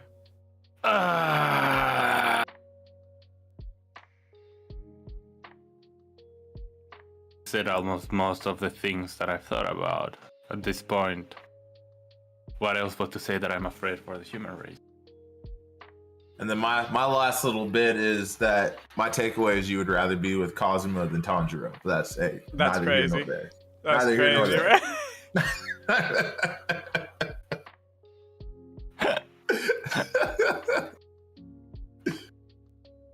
Okay, I guess we're going to C tier. Very sound argument, everyone. Okay, so riddle me this, Batman. Why is Batman. Zoro from One Piece in C tier? The only thing Zoro does is sleep, get drunk, or go gym. That's all he does. Did you fall asleep And when you watched One Piece? No. Well, I had to watch on double speed. It was ass. No. Well, that's why you're watching 10-minute episodes of One Piece, bro. Sounds like like my life, 7. sleep, drink, and work. How Joey? Dude. Okay. Oh my god. Oh my god. Like, you can't be real. No, you're not a real person. I mean, This is rage I like based. him as a character, but as a husband, like, nah. What? Okay, so tell me how Sanji is any better if he's just a fucking hoe. Sanji was an S tier, I think. Sanji from One Piece. Sanji Yeah. was an S tier. Yeah. So if he's a hoe Because and he can cook. he's way more positive. He can cook, and like he's just better overall. Like, How dare you say that Zoro is not positive? The fucking faith and encouragement he gives to Luffy is immaculate. Just as immaculate as the L you are now taking. okay, and I would have accepted Yeah, it if but- you were just like, yeah, but Sanji's gonna like always give me the most amazing meals because I love eating. That's yeah, like my that favorite as thing. well. Yes, I was about to say that. I'm speechless. Sorry, Kelvin chat said Zoro is a real dude, bro, man guy. That killed me. I'm sorry. Okay, guys, give us like one character from this tier because this is mental. What? All You right, did not. how was I did my not just girl? see D tier. I did not just see How that. the How is- flying fuck is Emilia worse than Asuna? Emilia from ReZero, Asuna from Sword Art Online. That's already an insult for everyone who is alive. I agree, 100%. This is the first time I agree about Emilio with you, Daniel. I just put all the basic women in C. It doesn't really Basic. matter. Basic. Explain Yep. to me how Yep. basic. What makes Amelia basic?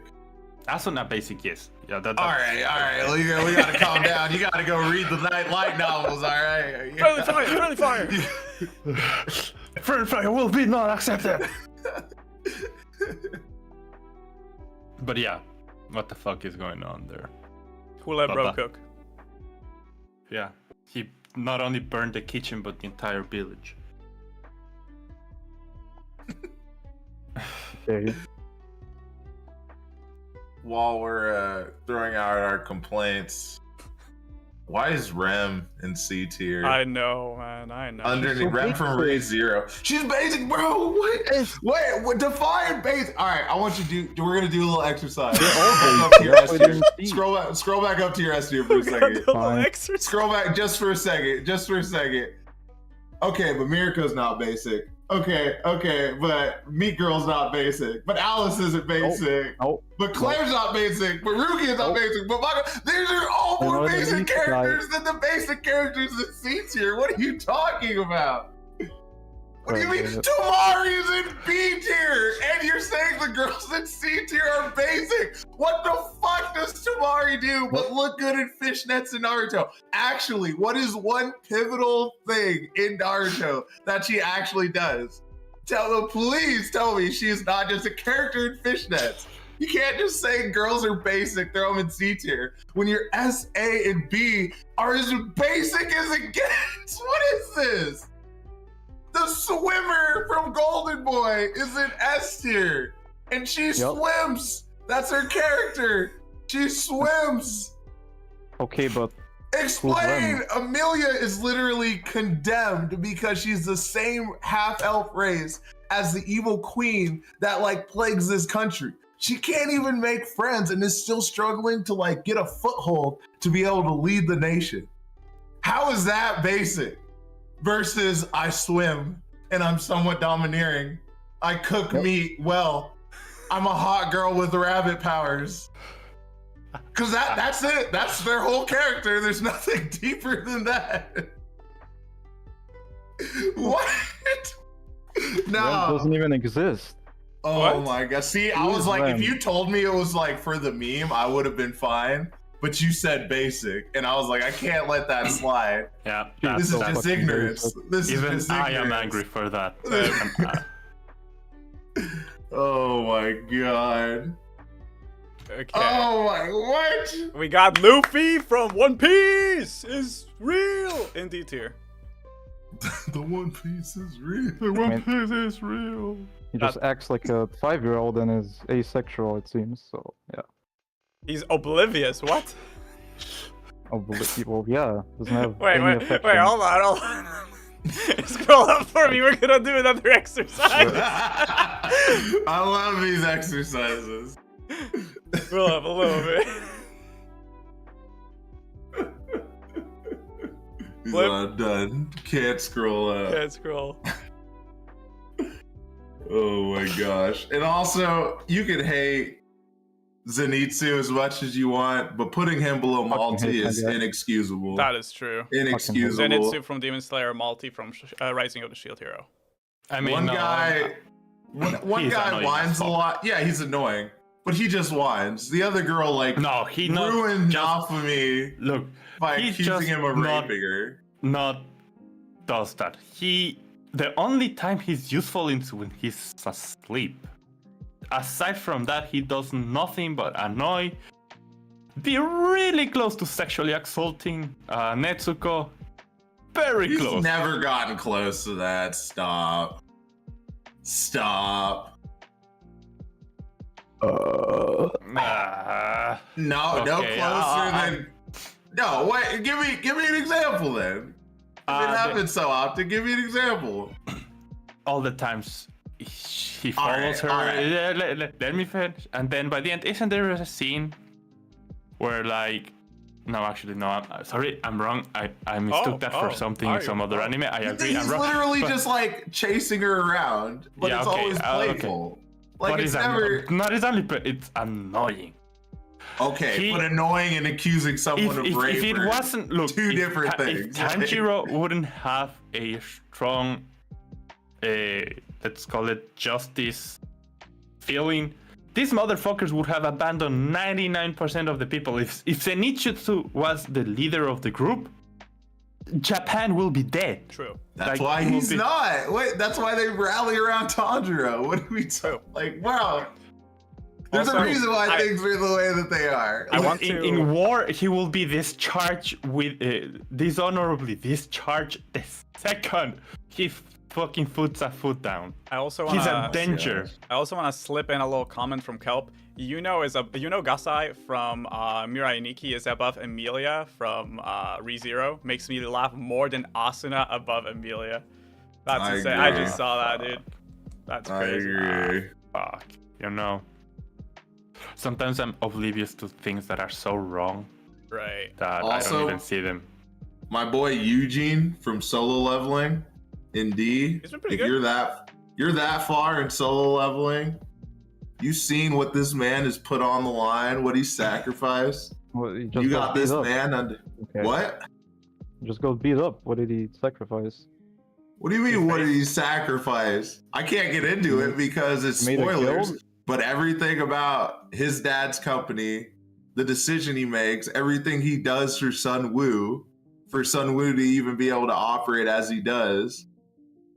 Like, there's a reason why Sun Wu can just disappear for like hours, days, weeks at a time, and everything's still running fine when he gets back.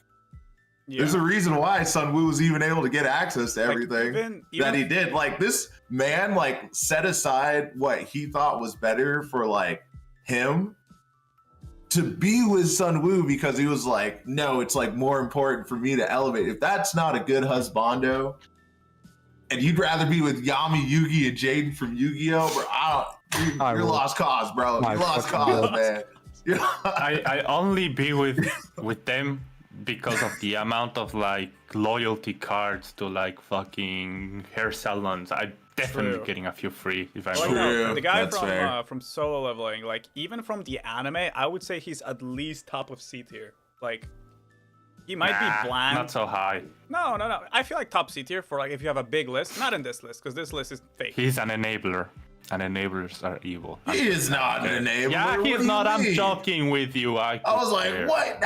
He's getting fired up, guys. No, yeah, I agree with you. The Thank fact you, that Kel. What do you say? the He has dedication. He threw away his pride in a sense to run his dad's company Yes. to go with the bro on a road trip. Yes, I was gonna say this is the only few times where I agree fully with C. He's one of the few characters that I will vouch down for. Like he is the one. Like I cannot. My pronouns are only he because I'll never be him, right? Right. Like he makes everything like. See, in comparison to Zenitsu, if you extract him from the story, Demon Slayer doesn't get any better or worse. If anything, it gets better. But if you extract him out of solo leveling, it suffers. Like you miss that I feel it. companion I that get you it. can trust. Yeah. Yeah. Okay, give us Tell Me Um, More. Let's wrap it up. This is a tragedy. Yeah, let's wrap up this war. You know what? issue. You know what? Chris, What? stand up. Stand up. Me? These in the room, Yeah, you're gonna. do it. He hasn't Yeah. shaved his Yep. legs. Stand up. Why do you want me to stand up? Do it. Do it. Do it. Okay. I can't hear you though. All right. Oh shit. Oh, that was definitely. I got a little flashes there. What do you say? I was just saying, you know. Yeah, he said that you should just- go to your oncologist. That ball is getting a little low.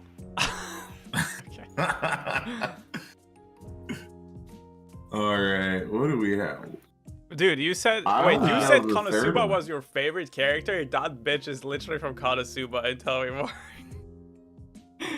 What? The girl. Okay, so you have 3 girls in Tell Me More.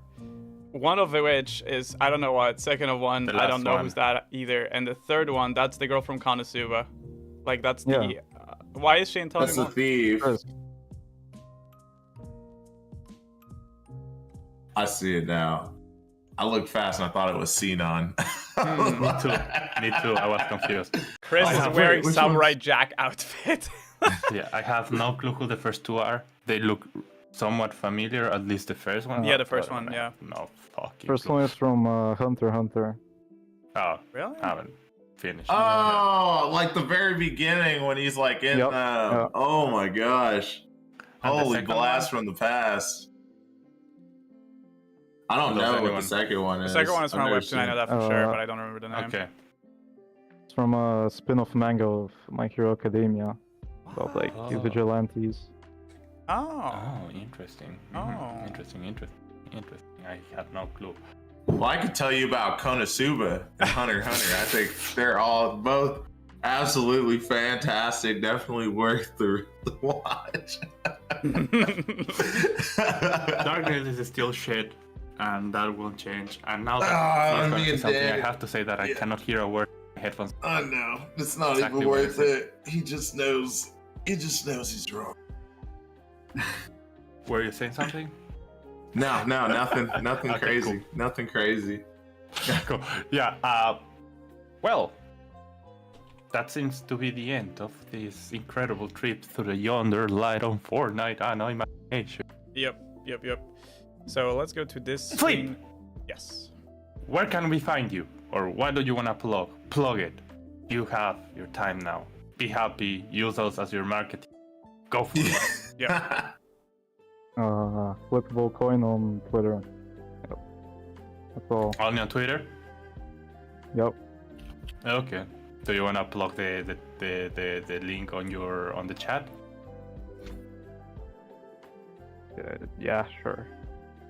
Do it. We In need the your list meantime- Element. Honestly, I feel like Element would be a good guest. Guess. Yeah. Element, let us know if you want to join. As always, if anyone on the chat feels like they can join and they can talk for 3 hours about absolutely nothing with absolutely no consequences nor causes that matter, please let us know. We will love to How do have anime you here. expertise? It can still work. As you can It see can from still Flip's perspective, it can still work. And just as a reminder, we are not only an anime podcast anymore. The topics are drying out, so I actually would love to sit down with you, Element, since you're such a big fantasy fan. I believe we could have a very funny, interesting haha There you chat go. about There's it. the link, guys. Click it. Click it. Follow it.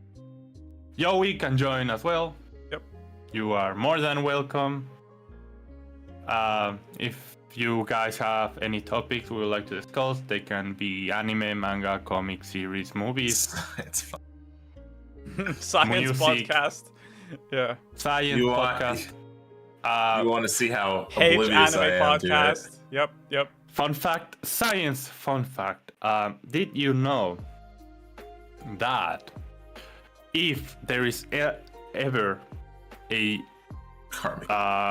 black hole in the middle of the Earth, it wouldn't react as a black hole. Instead, it will make the world explode, and then it will act as a reaction due to the fact that the matter change or the change of matter will be so slow and so convoluted because of the amount of energy that is in our core that it wouldn't go but it would go poof.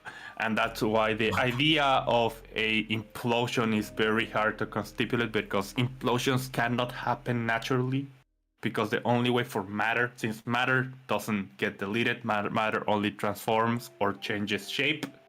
No, sorry. Those are a lot of big only words for changes- Elmo. Yeah, Elmo's tired.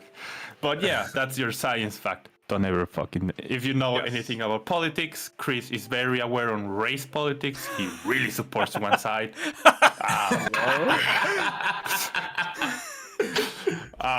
Yeah. You should ask him his opinion of who was right or wrong in the Second World War. It's very interesting. And see if you want to know how to, date women and talk to them, C is your man, as well as war crimes. He's still being looked for in South America for causing the second revolution of Colombia, but they haven't been found. So yeah, we're a bunch of criminals. Don't take that as, for legal reasons, that's a joke. Or is it? But yeah, let us know if you want to join in. See, you're not streaming, but tell us what is going on in your life. Do you have any plans? How is track going? Yeah, not streaming right now, but in this next couple of weeks, we're gonna be getting ready for state here. So for track, and got a couple of people that definitely have a chance to make some noise over there. So that's pretty fun, and that's a lot of my free time right now. And not much else. That's kind of what I'm hanging my hat on. Really enjoying coaching right now. Perfect. Christopher, you're aside. Are you streaming later today again? Yes, literally after this stream, we're gonna have the D&D session, which will also be streamed with me being the first-time DM. I have an interesting story planned out. We have a few encounters, combat. We have 2 completely new people to D&D, so that will be interesting. We have 2 veterans and like 1 person in the middle. When it comes to... Remember, kids, if it is your first campaign and you see a goblin, slavery is fully on the table. Don't give him idea. What the fuck? Why do you say that? Can you? The thing is, okay. Quick story before we part ways. The very first time I played D&D, and ever since every campaign I've played with, and I've been a part of, every time we find goblins, the manly urge of enslaving one, it's just beyond the things. If it doesn't happen, are you truly playing D&D? That's a manly urge? Is that what that is? I mean, manly urge. Let's go with that one. Sure. But this is a Christopher campaign, so there's definitely going to be a slavery to do something Funny with you it. say that. But yeah, Chris, aside from this, are you streaming Wednesday, Tuesday, or are you on holiday? Next week, yes, I am streaming Wednesday, Friday, Saturday, and afterward I will have a 2-week break. We're going on vacation, but I will still be streaming some IRL live streams in Spain. What? As he always says, but never does. IRL streams. Yep. Hell yeah. Flip, thank you for being a part of this, Christopher. We'll see you soon for the D&D. See you where he needs to get some sustenance because man's just fucking. I'm just hungry. a ghost in the chair right now. Oh yeah, I'm awake now. I just need food. Yeah. Me too. We'll meet where the sun touches the sky. And guys, thank you for watching, hearing, enjoying, experiencing this with us. We're always here for you, except Mondays through Fridays on non-working hours. And on every second Tuesdays, we have to do inventory, so we are not reachable. Thank you guys. See you soon. Who are we rating? Christopher? I don't think we're rating because I kind of wanted to just do end stream, start stream. Kind of like that. Oh, okay. Yeah. That Okay, is I see how actually it is. very smart. Your intention, you see he's a streamer, Wow. so you follow You him. can tell me Guys, and Daniel are washed. Yeah. Our career was over before it started. Exactly. I love that Streamlabs is already giving us the rate. Thank you. Thank you. Because Joey And did the guys- rate command, that's why. Yeah. Yeah. But thank you guys Guys- so much for watching. It was a bigger episode as always. Had a lot of fun. And I'll see you guys next time or just right now. Thank you so much. And thank you so much to our guest, Flip. Again, big applause. And we'll see you guys later. Bye-bye. Bye.